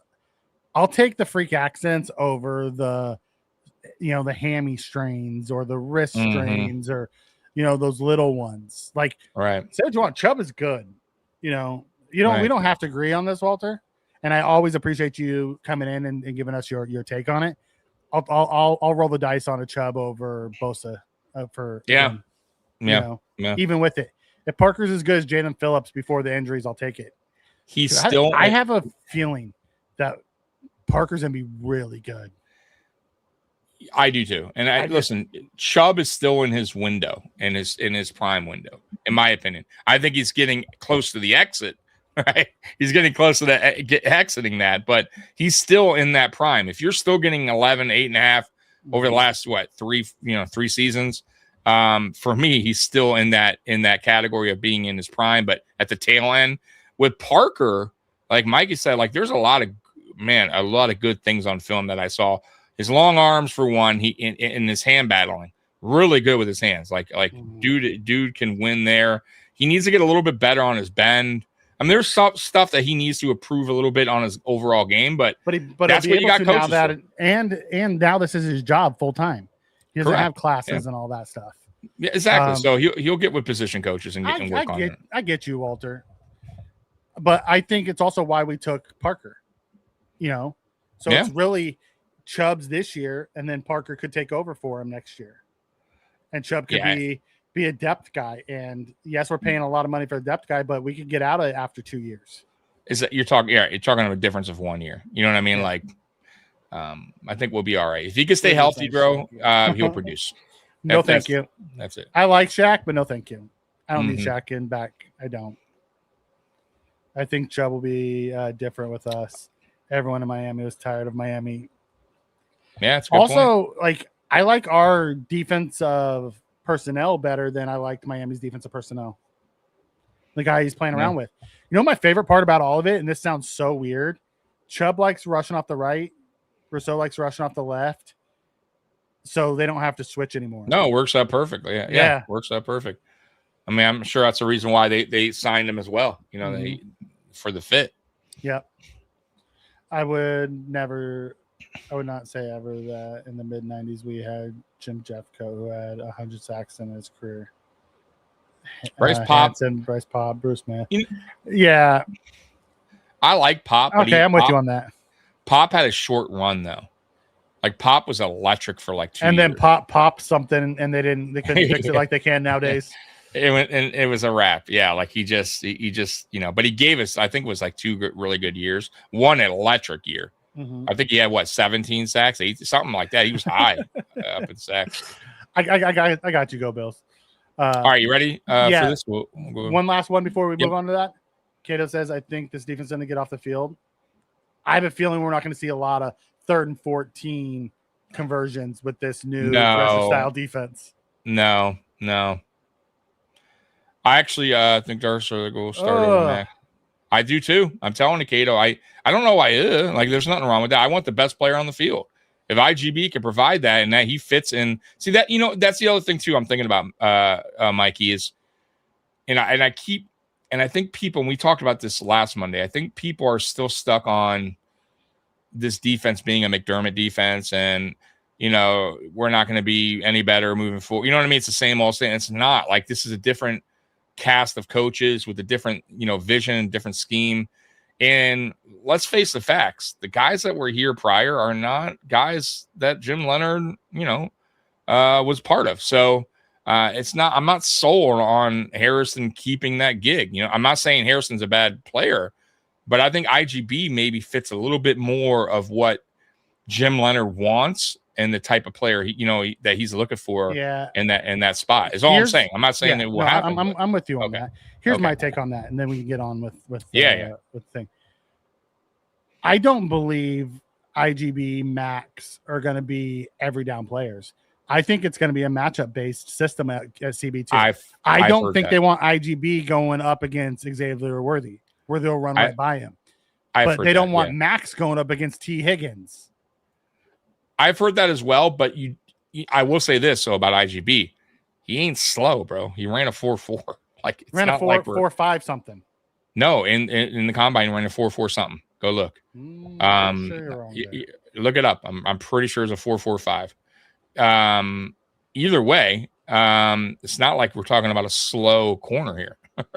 We got a guy with speed now. Look, obviously a 4.2, high 4.2 is electric, but so he ran a 4.45 at the combine, and then he ran a 4.56 at his pro day. I get it, but still, combine 4.45, right? We're also going on 4.27. That's a half second difference. I get it, but that's not slow. Is my point. Like, it's not like he can't run with some speedy receivers, right? We've had, put it this way. I don't think Christian Benford has that type of. You know what I mean? He's probably around but again, why I don't want those guys going up against Xavier Worthy. I'm with you, but how many of those are we? You know what I mean? Like, Xavier Worthy doesn't. He's not always, on the field for a high amount of snap count either. Like, they don't. So my point, look, I agree with you, by the way, with I think Leonhard is going to do matchup related when it comes to his corners. So it is possible that we see that. But, I just feel like IGB is a better fit in his system is all I'm going with. And maybe they do feel that, James. I have no idea what they feel about Max. The talent is there. The talent is there. Let's just hope they can bring it out of him. Because I can see Mikey's right. I do see the talent there, and he proved that. He came when he was healthy, came in and got interceptions. He was good. Yeah, I had no problem with him.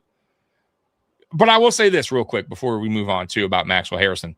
The only knock from him, remember draft day we were talking about, last year's, is tackling. Remember he did kind of a poor job tackling. He needed to get better in tackling. That was a one kind of knock. IGB doesn't have that knock. IGB's a really good tackler. His knock was more on the holding. Yeah, I'm telling you, go back and look. Diving. I watched a much better tackler than Harrison. He's way more physical than Harrison. Harrison's not known. I'm not sure I agree with that. Harrison is not known as a physical defender at all. I get that. Like in a bump and run, I'm with you on that. But tackling wise, IGB is a more willier tackle, but he's not much better. I disagree. I mean, from what I saw and from the tape I saw, it's a lot of diving at ankles. However you get them down. But I watched him miss a bunch too. Yeah.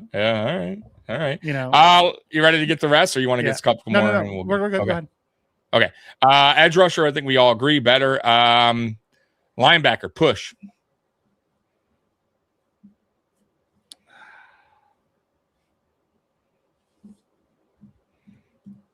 I can go with push. Okay. I think Shaq's a better player than Elam Moore right now. Mm-hmm. And we might actually be worse there. Because I thought Milano was good. Milano was one of his better years in quite some time. I got to be honest. I thought Milano was good last year. I'm with you. And stayed healthy too. I'm with you. And the only player we brought in was Elam Moore. So I'm actually going to say that who's intriguing. We've downgraded here. You know what? God, I was going to agree with you at the initially push, but you have a great point. Milano was surprisingly good last year. Stayed healthy for the most part. As of right now, I would say we've downgraded slightly. We didn't I think the coaches think we're better, and they're not willing. You know, in the scheme we're going to, I'm not sure I want Milano back, but yeah. And I'm not totally sold on Dorian either. I like him, but he still has a lot to work on. Okay, I'll say unknown. Yeah, I incomplete. I would say honestly, you know what? I'll stick with push, but it's kind of border. I'm with you. I'm really on the fence with the got worse, you know, but I'll stick with push. There hasn't been many where we've gotten worse. Right. But I will say I will give them a slight decline. Okay. Thinking CB's most important. That said, did anyone watch the Seahawks and think quarterback depth is the answer? No. Yeah, but yeah. But we also drafted the edge rusher with our first pick, which is what the Seahawks did. Right. You know. So. Oh, did they just say that? Okay. Yeah, go ahead. Cowboys, Eagles, Thanksgiving. All right. Thank you, Sandra, for that. Appreciate that. So we got that cornerback better. Oh, God, absolutely.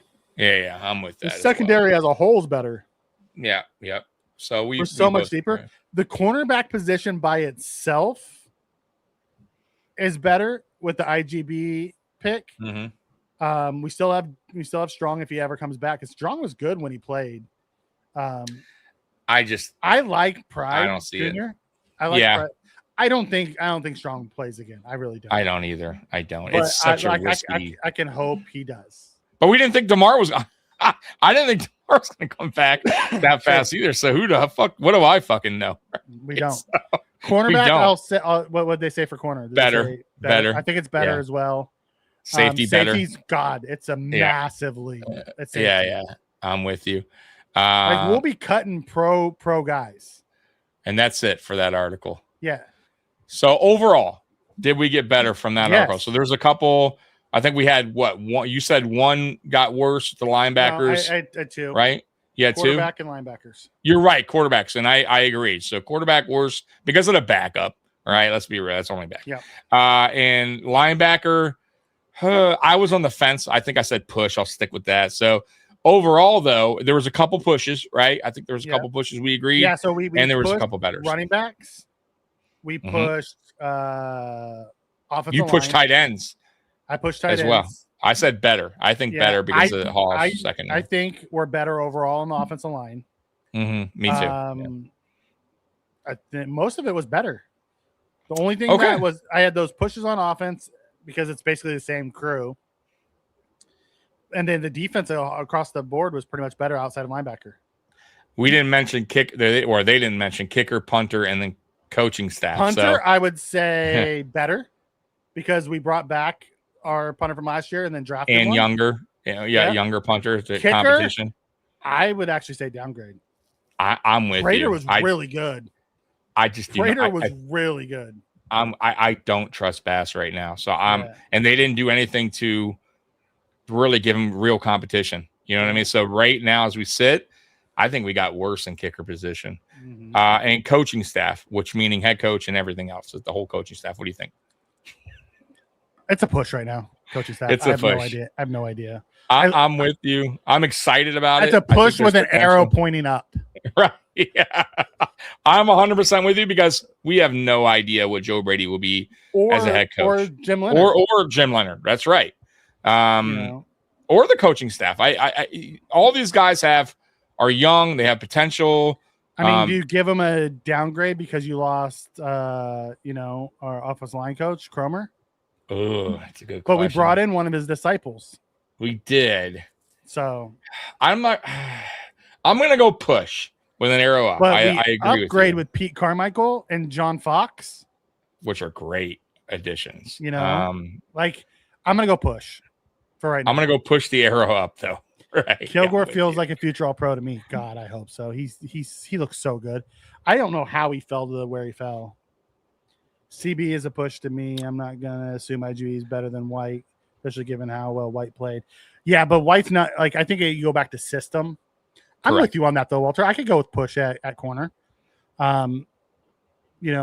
White played well in the zone style defense that Sean McDermott wanted. Knowing that we're going to go more to a man focus and an aggressive style, I don't think White would play well there. That's why we haven't brought him back yet.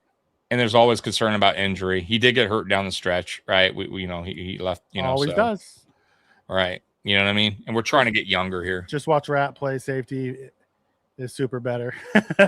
Yeah. Watching Rat not be on this team is, and like Rat played well for us when he played most of the time. He was just a friendly fire magnet. Mm-hmm. He hurt more guys than he helped. You know what I mean? Yep. All right, let's get to the next one. What are we? Hour and 30. Yeah, so we're gonna run. We're gonna rush through this. So you disappear for 20 minutes. I know. All right, so this one here. These are quick, by the way. So this is ranking the Buffalo Bills 4 most challenging opponents. Okay. Before the 2026 NFL schedule. So. All right, and if there's somebody that you guys want to add, or Mikey, you want to add, we'll add to it. So hold on, let me pull up the opponents. Yeah, pull up the schedule. 2026 schedule. 2026 opponents. Okay. All right. Yeah. You got it pulled up? Yep, I have it pulled up. All right. So they got number 1, New England. Number 2, they got Denver. Number 3, they got the Rams. And number 4, they got the Chiefs. Okay. I don't think New England makes the list. Ooh, okay. I think the hardest opponent we're going to play is Houston in Houston. We never play well in Houston. Always tough. But if we're just talking about team related, right? Yeah. I mean, the people who I think are better than New England, the Chiefs, the Bears, the Chargers, the Lions, the Ravens, the Broncos, the Packers, the Texans, and the Rams are all guys that we play this year that are better than the Patriots. Don't sleep on the Lions either. I mean, Lions they're no easy out, bro. So I would, if I had to choose our 4 toughest opponents, I would say probably the Chiefs, the Lions, the Rams, and probably Denver. And I'd flip a coin between Baltimore, Denver, Green Bay, and Texans. Golly, man, Mikey. And don't sleep on the Bears. We have I don't know how they have us the 8th toughest schedule. I mean, this is a tough schedule, bro. I mean, but to say Patriots the number 1 hardest team we're going to face. No. You know what? I'm with you. I'd take them off the list. For me, Baltimore's, I think, a tougher opponent than me. For me, if I'm going with the 4 and not in order, the Chiefs always gives fits, and they're going to put us against Mahomes and the Chiefs, right? They're not going to give us the Mahomes, no Mahomes game. Yeah, right? we're not getting the Mahomes list Chiefs. right. We're going to put the Chiefs on the back end of our schedule, so the back end of there. Right. They want that matchup. Correct. So I'm going to go Chiefs. I'm going to go Texans, like you said, on the road and they got better on defense. Can you imagine? They added more pieces. That is a great one, Walter. He says Rams, Denver, Green Bay, and Texans for him, all road teams. I don't think Bronco. I'm not going to put them there. They're That's good, but I'm going to go Chiefs. I'm going to go Lions because they give us fits too. Rams because it's an away game, and LA, you know how that went that one year. And I'm going to go Baltimore. Chiefs, Rams, Lions, Baltimore. Yeah, because man, Baltimore's just they got a good Texans team, bro. Because that defense just pummels Josh over and over. Yeah, the offense isn't great, but that defense, man, kills Josh. I was gonna go Texans. I think I did say him, but then I removed him for Baltimore because Baltimore is just a tough out, man. And they have a new head coach. They got a better offense too than the Texans. They do. You know what I mean? That's the downfall of the Texans is their offense. So if you can get somewhat of a lead on their defense, you saw in the playoffs, they're just they can't win that way. You know what I mean? Their offense isn't good enough. Yeah, I'm with you on this one, Sandra. I think they did play like crash dummies. And the question is, what do you guys think of KC signing Elam? It's a good lottery ticket for them. If anyone's going to get anything out of Elam, it's going to be Spags. He's a CB whisperer, but so is McDermott. McDermott's done wonders with guys, and he couldn't get anything out of Elam. So, we'll have to see what it looks like. Mm-hmm. All right, we're down to the last article, and then we're going to get to the no rings versus rings article. So, all right. So this one is the Bills have 4 overlooked defenders that fans shouldn't be ignoring. All right. So this one says defensive teammates fans should look out for in 2026. IGB and Hancock. What do you think? Yeah, I still like Hancock. I do too. And IGB was a 2nd-round pick, so they better figure out something to do with him. And then they got Kilgore and Sanders together at South Carolina. They have too. History. Sanders is going to probably start at one of the edge, the edge spots, And Kilgore's probably not going to start early, but I think by late he'll be starting somewhere. He's just so talented. Right. And that is it. So, Mikey, we're here. Okay, we're here. We're here. We've made it. And with time to spare, right? A little time to spare. Walter wants to say it's worth noting. We've never played without either Shakir or Kincaid in at least 2 games. Without either Shakir or Kincaid in the last 2 games. Oh, in the matchups? Yeah. I get what you're saying. Yeah, it's going to be a different story. Absolutely. I'm with you, right? Yeah. And if you look at the playoffs between the Patriots and the Texans, really, truthfully, it's because the Patriots defense was good, right? They were carrying them through the playoffs. So because of that, the Patriots offense just had to do enough. And I feel like if our defense gotten slightly better this offseason, and it shows that it's going into the season, our offense got slightly better. Yeah, right? Because we had a chance to win at the end. That's what I'm saying. So I feel like I don't see Houston has gotten better on offense. We've gotten better on offense, and I feel like we've gotten better. Line. They've gotten worse on the offense. Yeah, so they've gotten better at receiver, but that's about it. I think we have an opportunity, but like you said, we've played bad in Houston. For whatever reason, it's just not. It doesn't go well for us. All right, So here we go. We're gonna go through this list, guys, and alrighty. I kind of put it in, somewhat of an order here, so we can kind of go, go through it by quarterback position. So what are we looking at first? We're looking at so we're gonna go. Yeah, it's gonna go in order. All no ring team. Yep, it's gonna go quarterback.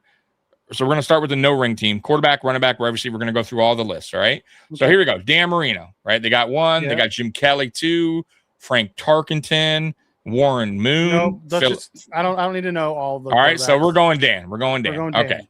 We're going Dan right away. But there was some. I do like to see the rest. So there are some decent players here: Dan Fouts, Boomer, Randall, Steve McNair, Carson Palmer, Matt Ryan. And McNabb and Romo Luck. That's their list. And Y.A. Tittle.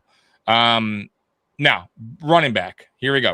You said we're gonna go 2. That's I'm two fine backs, with that. Right? So we got Barry for sure for me. Right? Barry's a lock.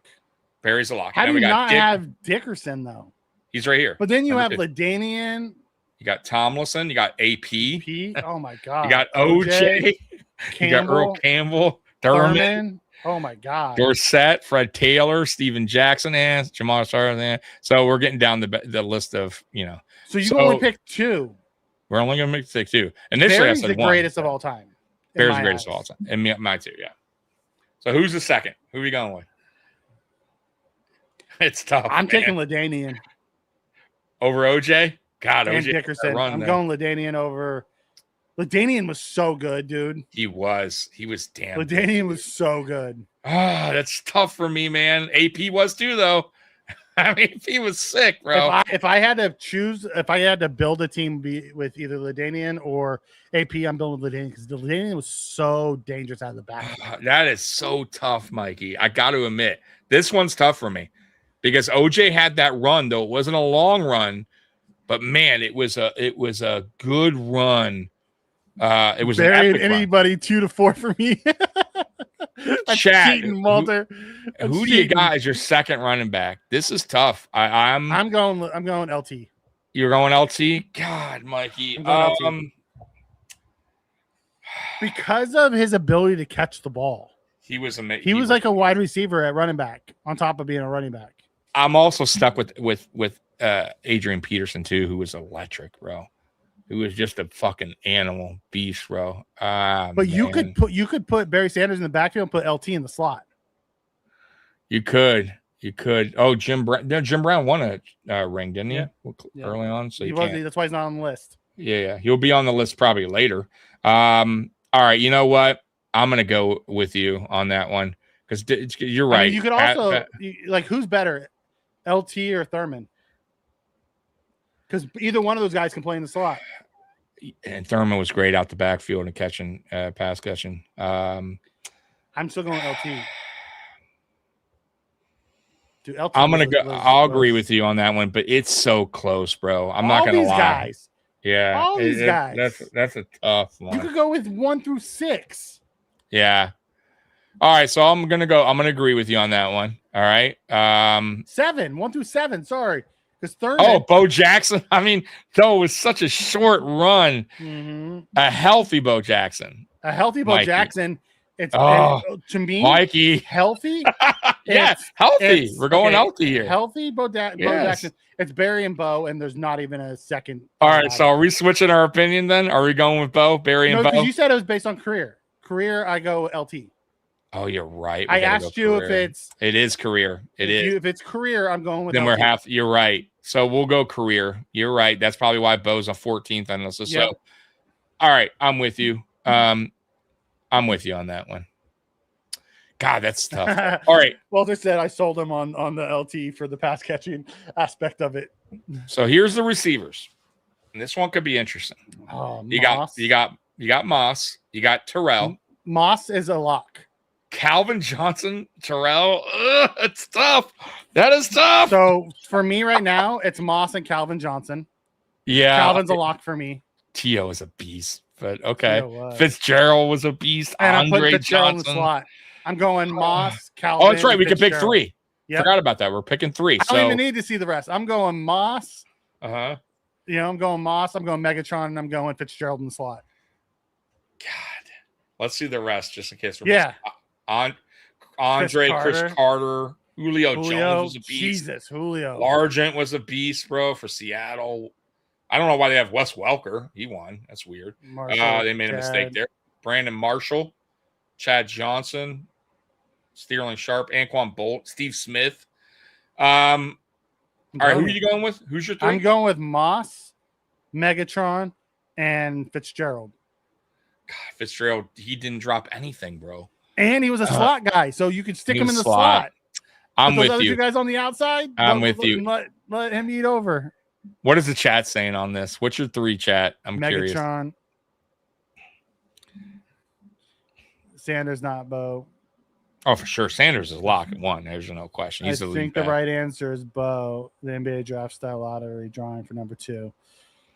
I think, listen, career, if we're just going healthy, right, individual, not career-wise, it's Barry and Bo without a doubt. That's why I didn't put OJ in that, because I thought, I look at OJ's career as just, he had that run, but he didn't have Barry Sanders he never stopped. Barry Sanders walked away. He never had a down year because he didn't want to break the record. That's what I mean. Yeah, and he never had a down year, Mikey. Never. With a horrible offensive line. Even when he got hurt 1 year where he missed a lot of games, he still cracked over 1,000. It's fucking insane. That's why he's the best all time. But anyways, you're going Randy. Who else? Calvin what was Johnson. your list? Calvin. That's right. Megatron and Fitzgerald. I'm with that. I'm good with that. But man, it's T.O. was unbelievable. T.O. was so good. Yeah, T.O. was awesome. I love Eric Moulds, but Eric Moulds doesn't belong in. No, I can't. No, and I love too. him. And now I will say this about Eric: if Eric played, I would have loved to see Eric Moulds play with the quarterback that they had. Teams that those guys had, maybe. Right? It would have been an interesting conversation for sure. The fact that I left Julio off this list is why. Julio's sick too, man. Yeah. I mean, Andre Johnson is a fucking beast. Kidding me? Andre was unbelievable. Chris Carter's a Hall of Famer for a reason, but you only take 3. Right. I chose my 3. I'm sticking with it. So is Andre. So yeah, I'm with you. So I'm good. We'll agree on that one. Because if we're going long term, you could go up. Oh yeah, go ahead. Late. Sterling Sharp. Yeah, Sterling. If we're going not a long career, Sterling Sharp was rivaling Jerry Rice at the time for the greatest receiver in the game at the time. He had a short career. His numbers are close to Eric Moulds, to be honest with you. And a very short career. And a short career. That's why, though, right? Like, right here, they're saying the names most commonly debated as the greatest wide receivers never to win a Super Bowl. They're saying Moss. 2 of the 3 are. Yeah, 2 of the 3, Fitzgerald and Owen. So. And if you told me I couldn't take Calvin and I had to take T.O., I would not cry. Right. I'm with you. All right, so here's the tight ends. All right, what are we picking? 1, Gates, right? I said only 1. So Gates, Gonzalez, Kellen Winslow Sr., Newsome, Shannon Sharp. Didn't Shannon win? He actually won 3, so he does not belong on this list. At least they realized their mistake. Yeah. Coates. It's lost Super Bowl. That's Gonzalez. So I'm going Gonzalez. Yeah, you're going over Tony over Antonio? Yeah. Ooh, man, that's jeez. It's Gonzalez I'm on the for me. fence, really? God, Gates was so good, bro. Gates was really good. Gates lived in the pass era for tight ends when they first broke out. Yeah. Gonzalez did that shit back when the passing game wasn't what it was. I'm with you, but man, I'll go with Gonzalez, but boy, that's close. If we went Gates, I wouldn't be mad either, man. He was such a dog, bro. I remember when he came back, play 1 year, and he was still fucking good. Gonzalez was considered considered the greatest tight end before Kels Gronk era. Yeah, and Gates was in between, was part of that Gronk era. Mm-hmm. And he's not ever considered the greatest. All right, so we'll stick with Tony, but man, Antonio's up there, bro. He's it's tough for me, but I'll go with you. If you give me a second one, I'll take him. Or look at that, the 2 names most people are at the top are Gonzalez and Gates. A lot of fans give the edge to Tony, which because of longevity, production, how far ahead of his era. Look at that, exactly what you kind of just said, huh, Mikey? Ahead of his era, he was offensively. So Mikey hit the nail on that. He didn't even read this, so good job, Mikey. All right. Greatest guards, not win a ring. So you got Matthews. Yes. So we need 2 of these. McDaniel. Matthews is one of the greatest to ever play. Ever. Yeah. Randall McDaniel, Hall of Famer. John Hanna. Yeah. Joe Delamore. Yeah, Joe Delamore. Sorry. Yeah, for Buffalo the Bills. Bill, legend. Yeah. But if you go back up, Larry Allen, he won, so they made a mistake there. So they messed with Joe and go down. Yeah, right here. Yeah, I said he actually won a Super Bowl. Oh, so they made a mistake. Buffalo, so yeah. They made a mistake on Larry Allen. He does not qualify. I think we can stop there, right? Unless you want to see any more. Nathan Newton, he won. So okay. Yeah. So who are we going with? We're gonna go. I think the top 2, right? Yeah. Matthews and McDaniel. Yeah. Oh, okay. So we'll go with Matthews. That's an easy one. Yep. Now the tackles, Munoz for sure, right? 100%. You got to go Munoz. Munoz was Joe Thomas is a lock too. Joe Tuma, Thomas. Pace, Orlando Pace. Oh my God. No, he won the Super Bowl with the Rams, so he does not qualify. Walter Jones lost the Super Bowl. Ron lost Super Bowl. I think 1 and 2. 1 and 2, right? Okay, so we're good. Munoz and Thomas. Okay, elite. So we're going Damn, 10 straight Pro Bowls. Look at that, man. Elite. 11. Reached 2 Super Bowls. The Bengals lost both. Munoz. Golly. All right, so there's our 2. So we're good. Now we're going with centers. Jim Otto. Uh-huh. They got I don't even know these guys. I know Otto, but Mick Tinglehoff, Dwight Stevenson, Kevin Maui. Alex Mack. Nick Mangold. Mangold was damn good too, bro. Kent Hull was so good. Damn. So what are we going with? I'm gonna go with Otto. I'll go with Otto. He's We'll number 1 on the list. Okay. But man, Hull was so good. Anchored the Raiders for over a decade, never won a Super Bowl.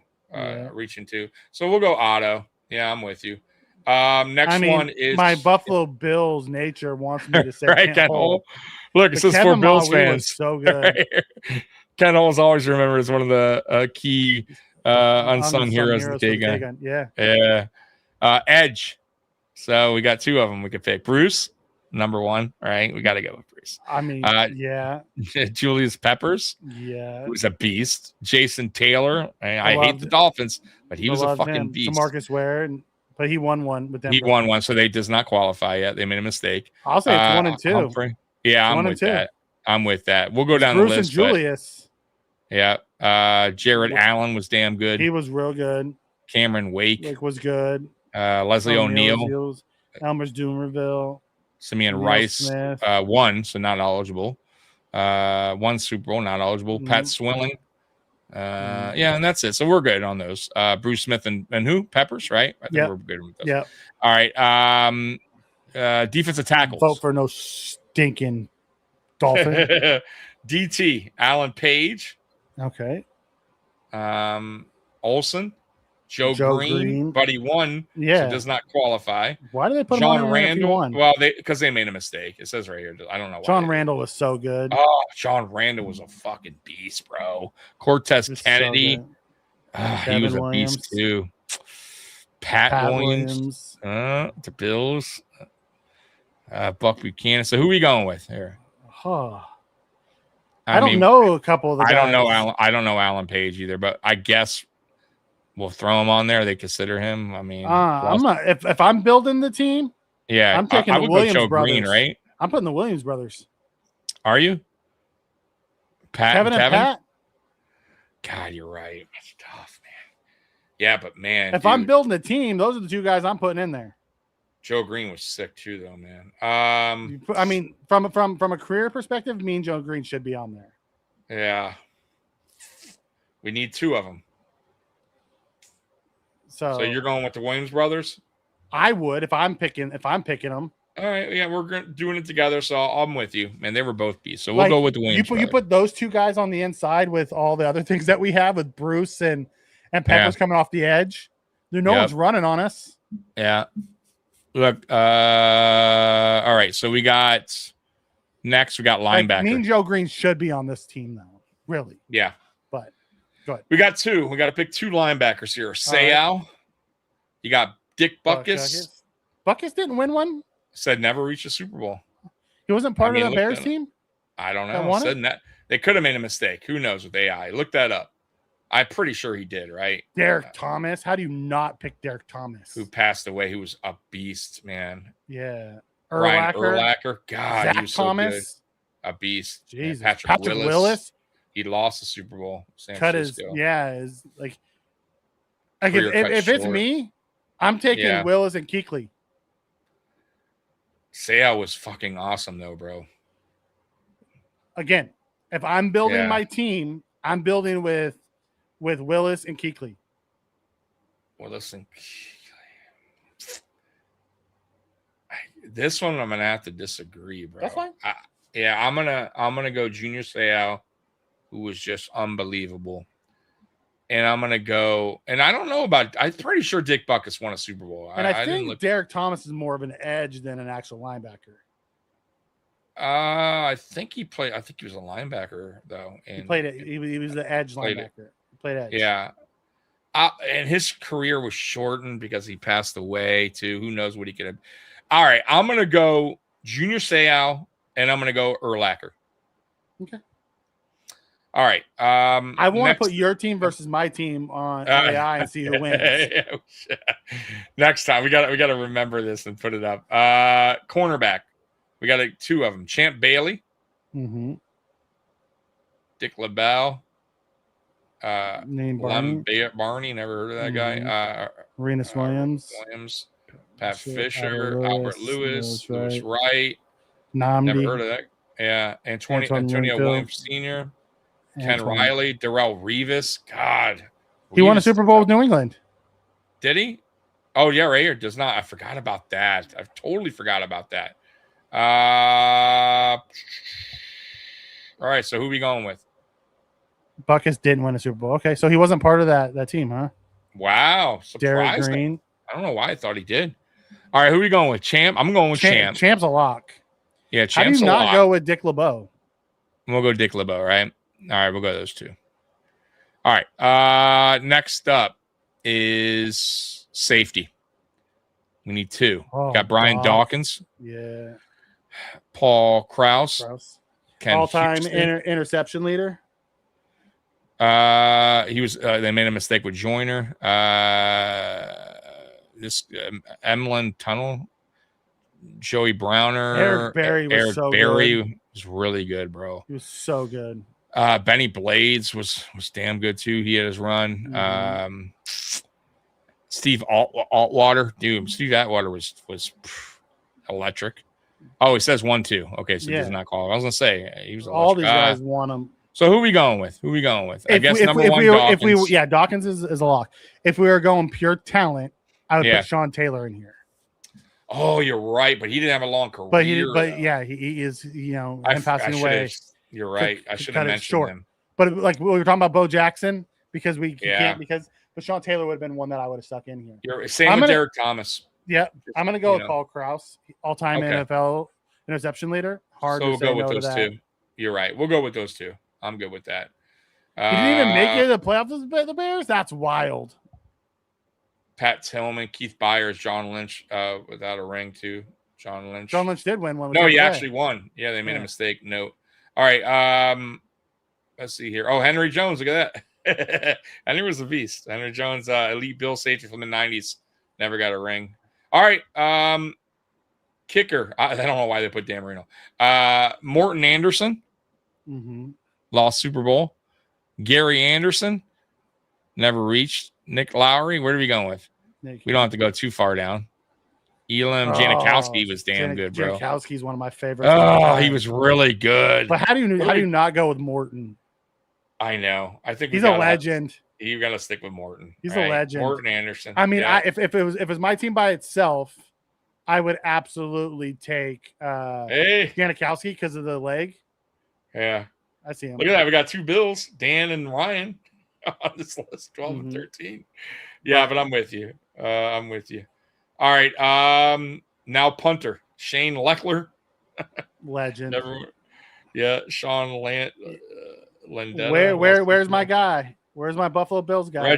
Reggie Roby was awesome, by the way. Even though I hate the Dolphins. Ray Guy, Pat McAfee's on there.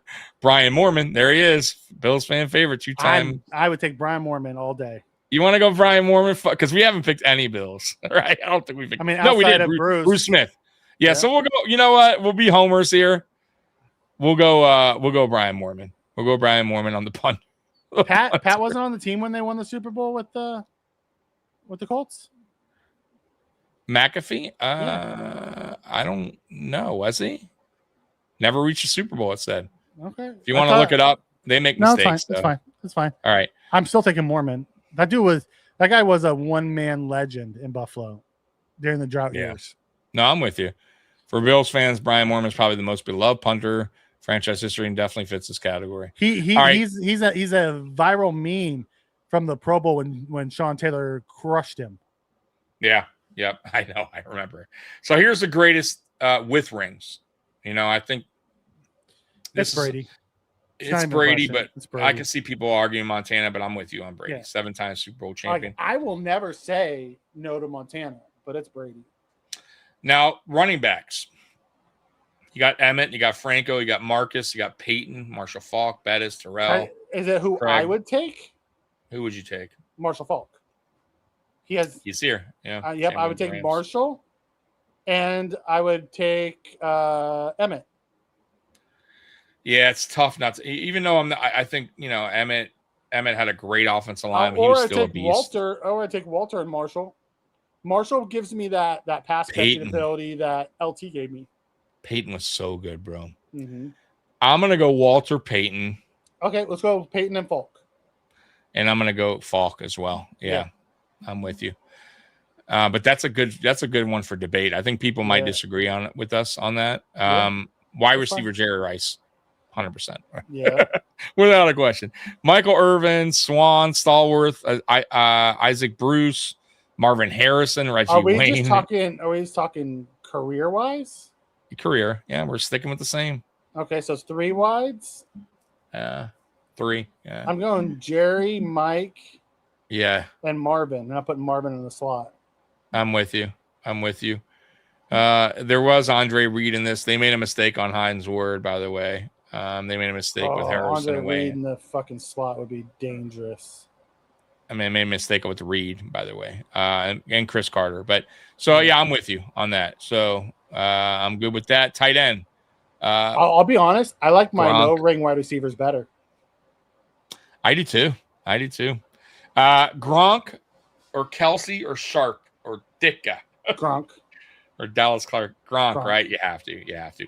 Though Kelsey's right. I mean, he's knocking on the door. I'll take Gronk for his blocking ability. You're right. That's the separator between the two. Yeah, I'm with you. Guards, Larry Allen, fucking beast, bro. Gene Upshaw, Hannah. Hutchinson has no ring. Yeah, I don't know why he's there, but I went to school with him. It may have been one of our starters on the no ring. You're right. They didn't have him. There. They didn't. I'm probably taking Allen. I'm taking Allen and Newton. I'm taking that Super Bowl combo. I'm with you. Yeah, dude, Newton. You're right. They were just unbelievable, bro. They were. I'm with you. You got it. That offensive line was sick. So I'm with you on that one. Tackles, Anthony Munoz. No ring. I don't know why it's there. Ogden. Pace was a fucking beast, bro. Yeah, he was. Zimmerman, beast. They have a bunch of no ring guys up there. Yeah, I don't know. So it looks like we're taking Ogden and Pace. Yeah, Ogden and Pace for sure. You have to. Centers, Mike Webster, 4-time champion. I probably get to go with him, right? I mean, yep. All right, so we'll go with him. Edge, Reggie White, Lawrence Taylor. Yeah. You have to. There's no questions about it. Those are the two that you go with. I mean, Haley was unbelievable too. So was Strahan. Yeah. Strahan was fantastic. Right. But those two there are just I mean, at one point people thought Lawrence Taylor was the best player ever. You know what I mean? And Reggie White is debated as him and Bruce Smith as who's the best edge ever. By what, a 1 sack difference or half sack, something like that. Yeah. DT, we got 2 of them. Joe Green. You got Warren Sapp. God, Warren Sapp was so good, bro. Randy White, Bryant Young, Richard Seymour. What are we going? So good. I'm gonna go Green. Going Green and Sapp. Yeah.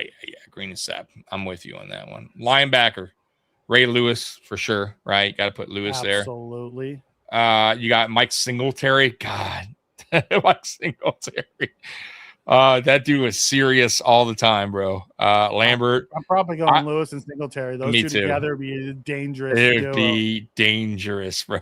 Yeah. Cornerback. We got 2 of them. Dion, right? For sure. Dion and Revis. Rod Woodson's up there too, but I'm with you on Revis. He was so good. I might use Rod Woodson in my safety. I don't know yet. Yeah. Safety, Ronnie Lott. You have to. Ronnie Lott and Ed Reed. So good. Yeah. Troy was damn good too, though. I'm taking Ronnie Lott and Ed Reed. But I'm with you on that one. I'll agree with you. Kicker, Adam Vinatieri. I think you got to go with Adam Vinatieri. Ray Guy. You gonna go Ray Guy? I guess I don't know much about these. Yeah, so we'll stick with Ray Guy. All right, Hall of Fame coach. Let's see here. Some of the NFL coaches who never won a championship. These are the ones that didn't. All right, Bud Grant, Marv Levy. Yeah, another guy I never heard of. Marty Schottenheim. I'm going Marv. Dan. I'm going Marv. I'm going to go Marv Levy. Let's stick with Marv Levy on that one. Chuck Knox is somebody, though. He's up there, right? Yeah. Yeah, but I'm going to go Marv. Look, Wade Phillips is number 13. Sean McDermott. Number 14. I don't know why Andy reads there. All right, greatest, and the debates is greatest to never win, Marv Levy, Bug Grant. Marty Schottenheimer. I would say Levy or Schottenheimer. Schottenheimer's a really good one to be on there. I'm going to go Levy because he got there. Schottenheimer never got there. Yeah. Now, here's the greatest. Are we going with Bill over Vince? You got Chuck Noll. You got Bill Walsh. Remember we talked about him. Joe Gibbs. Andy. Don Shula, 2-time Super Bowl. Andy. God. You got to put Andy in that. You got to put Reed. Yeah, you're right. Bill Parcells. Andy Reid. I mean, Jimmy Johnson. Yeah, Jimmy Johnson. What could have Jimmy Johnson been if he didn't have the fallout? Right, you're right. He probably for sure. It's got to be Bill. It's got to be Bill. We're gonna, but boy, some good ones there, man. Great ones. Are probably players that made the Super Bowl, just not win it. Yeah, some of them never made it. Yep. Like Calvin never made it. He was on our team. Barry never made it. He was on our team. LT never made it. He was on our team. I don't know why it disappears. Something like game all no rings. It'll pop up and versus all rings. Okay. Yeah. Okay. It was there. I don't know. I maybe because my system shut down. I don't know. So, but it was up earlier. Let's see what happens. And you can tell me if it changed. Yeah, I will. Yeah. Well, we'll find out together. I mean, that's what I'm saying. Tell me if it changed. Right, because I knew the outcome. Yeah. You knew the outcome. I didn't. That was the deal. I wasn't going to know any of these. So this is my first time looking. Yeah, I have no idea why. I might have to refresh this on. Oh, you should have refreshed it. I was thinking. No. It did this before. All right, here we go. Okay. Yeah, here we go. Game simulation, location, old school snowy football weather. We're playing in Buffalo, New York. We're going to play in Buffalo, baby. First quarter, Marino comes out hot, hitting Moss for a 52-yard bomb over the middle. Barry Sanders breaks ankles on a 28-yard touchdown run. And then Brady answers immediately with the surgical 13-play drive ending in a Gronk touchdown. Score. First quarter ending. No rings, 7. Rings, 7. Second quarter. Brady to Gronk. Of course, that's going to be what gets it. Yeah. Second quarter. Bruce Smith sacks Brady twice. Get him, Bruce. Henry jumps a Marino pass intended for T.O. Yeah. Oh, come on, man. Brady hits Jerry Rice on a perfectly timed corner route touchdown. Morton Anderson drills a 54-yard field goal before the half. Rings lead 14-10 at the half. What do you think so far, Mikey? That's about what right? I would expect. Okay. So we do got a close game. It's not high scoring, but it's close. Halftime breakdown. Barry Sanders is the best player on the field. Yeah. Deion Sanders has Randy Moss frustrated. What's going on here? Belichick keeps disguising coverages against Marino. Come on, Dan. Bruce Smith versus Reggie Wright is war. Love it. Third quarter. Here we go. Marino goes no huddle. Oh, he's doing the Jim Kelly and starts cooking. Tony Gonzalez dominates the middle of the field. Randy Moss finally beats Prime for a 48-yard touchdown. LT strip sacks Marino late in the quarter, setting up a short field position. Score. No rings 17, rings 21. Fourth quarter, Mikey. It's coming back to the fourth. Now the fourth. Uh-huh. Tom Brady enters playoff mode. Long drive ends with Emmitt Smith punching a touchdown.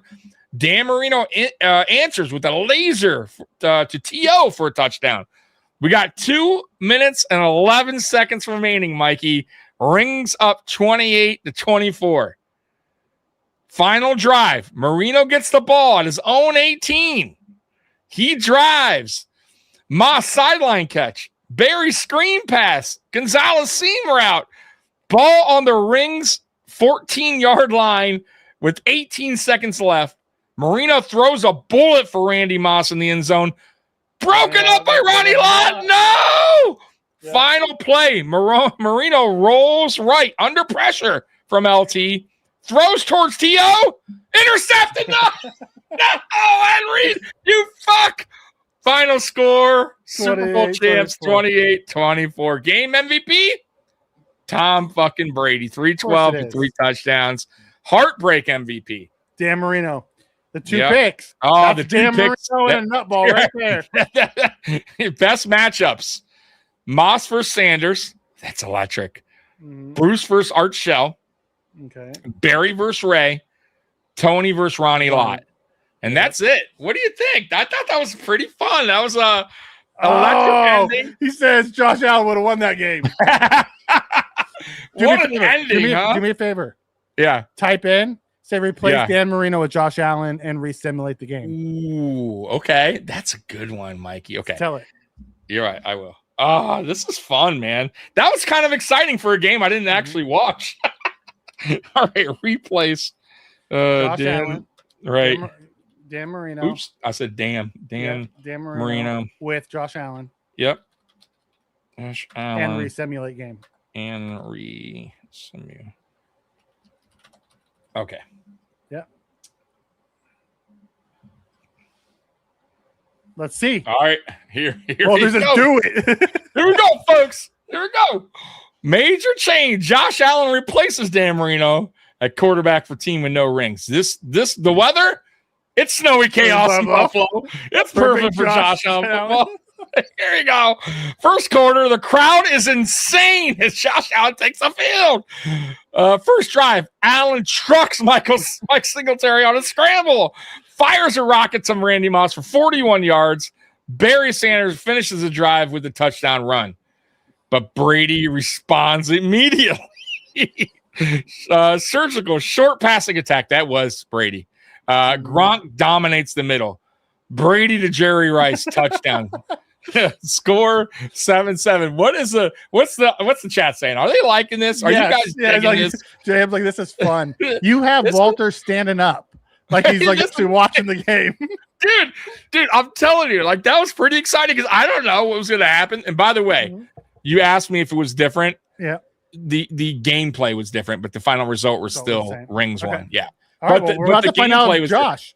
Yeah, because Josh lead the way. Okay, so 7-7, second quarter. This turns into an absolute war. Bruce Smith strip sacks Brady. Get him, Bruce. Patrick Willis picks off Brady over the middle. Josh Allen launches a 65-yard moon ball to Moss for a touchdown. Buffalo crowd absolutely erupts. But then, oh no, Lawrence Taylor starts wrecking the game. Allen gets hit repeatedly trying to extend plays. Come on, Josh, be careful. Brady engineers a last-minute field goal drive. No rings at halftime. Lead 17-10. Okay. Oh, my God. Josh has us the lead at half. He has us the lead. Oh, Mikey, this is a typical Bills kind of game. Listen to Tommy made it fun. This is exciting. All right, here we go. Halftime storyline. If Josh Allen loses, he's disliking your video. You better not throw no damn thing. You better hit your receiver. All right, halftime storylines. Josh Allen's mobility is changing everything. Barry Sanders is impossible to tackle in the snow. Brady looks calm, but pressured constantly. Deion Sanders finally gets physical with Moss. So that is a good match. That's Sanders. All right, here we go. Third quarter. Belichick adjusts. Oh, no. The ring defense starts spying Allen. Ed Reed jumps across a crossing route intended for T.O. Brady hits Jerry Rice on back-to-back clutch conversions. Emmitt Smith punches in for a touchdown. Then comes the play of the game. Josh Allen escapes. It's this, I don't know, LT, Reggie White. He escaped all these guys. Okay, LT, Reggie, and Hornsat before launching a ridiculous off-platform laser to T.O. for a 38-yard touchdown. Even Bill Belichick looks disgusted. What the fuck's going on? I did everything. I had Reggie after him, Warren after him. Did he slam the phone? Yeah, slamming the phone. Bro, if LT can't get him, Reggie can't get him, and we're fucked. No rings, up 24-21. Still a close game. Fourth quarter, this becomes legendary. Oh, shit. Brady, 14-play drive, converts 3rd and 9 twice. Finds Gronk in the back corner of the end zone. Rings take the lead, 28-24. But Allen answers immediately. 22-yard scramble through contact. Sidearm throw to Tony Gonzalez. Barry Sanders screen pass to the 5. Allen bulldozes into the end zone. Himself, no rings 31, rings 28. Final drive. 1 minute, 34 seconds left. You gave Tom Brady too much time. Brady methodically marches down. Rice clutch catch. Irvin sideline toe tap. Gronk seam route. Ball at the 27 with 8 seconds left. Brady fires towards Jerry Rice in the corner. Broken up by Champ Bailey. One final play. Brady drops back. Pressure from Bruce. Throws over the middle. Intercepted by Brian Dawkins. Final score. No rings 31. Rings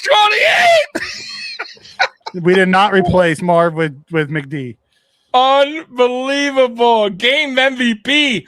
Josh Allen, 326 passing yards, 3 passing touchdowns, 67 rushing yards, 1 rushing touchdown, no turnovers. Play of the game. Josh Allen escaping. That's not true. He got picked off. No, it said I think it was just broken up. I think on that crosser. Yeah, on the crosser. Okay.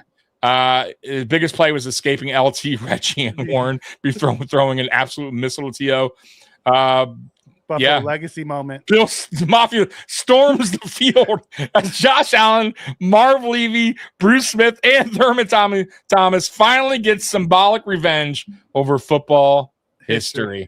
Dude, that was fucking phenomenal. The defense finally came through for Allen. The defense, what the fuck? The defense, bro. I thought it was going to be for sure a touchdown. What did you think there? When they went to the back corner. Yeah, when it said one more play. I thought it was going to be a touchdown, and then one more play. I'm like, oh shit, Brady. Right. Brady always gets one more play. I'm like, of course, it's one more play. That couldn't have ended it right there.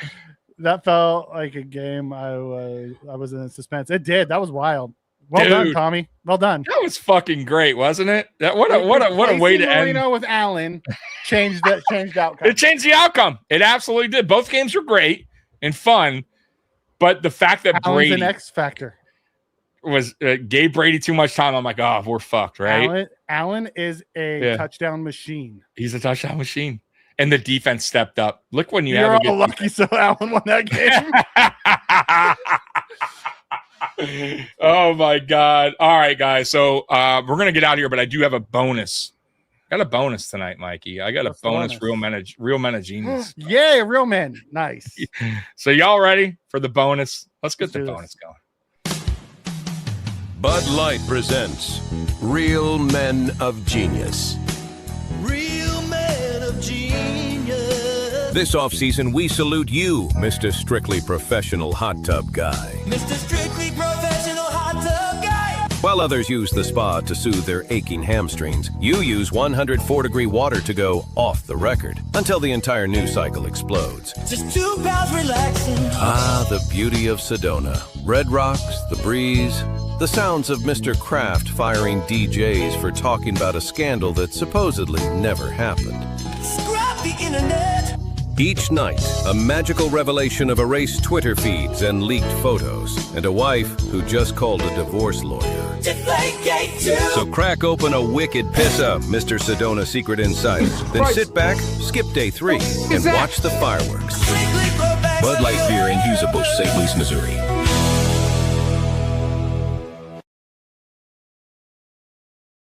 Oh my God, Tommy. You created a real man of genius? That was absolutely more fun than had any business being. You're right. So We're gonna Nice, keep Andre. that one going for the year. Oh my God, Tommy, you created a real man of genius. Yeah.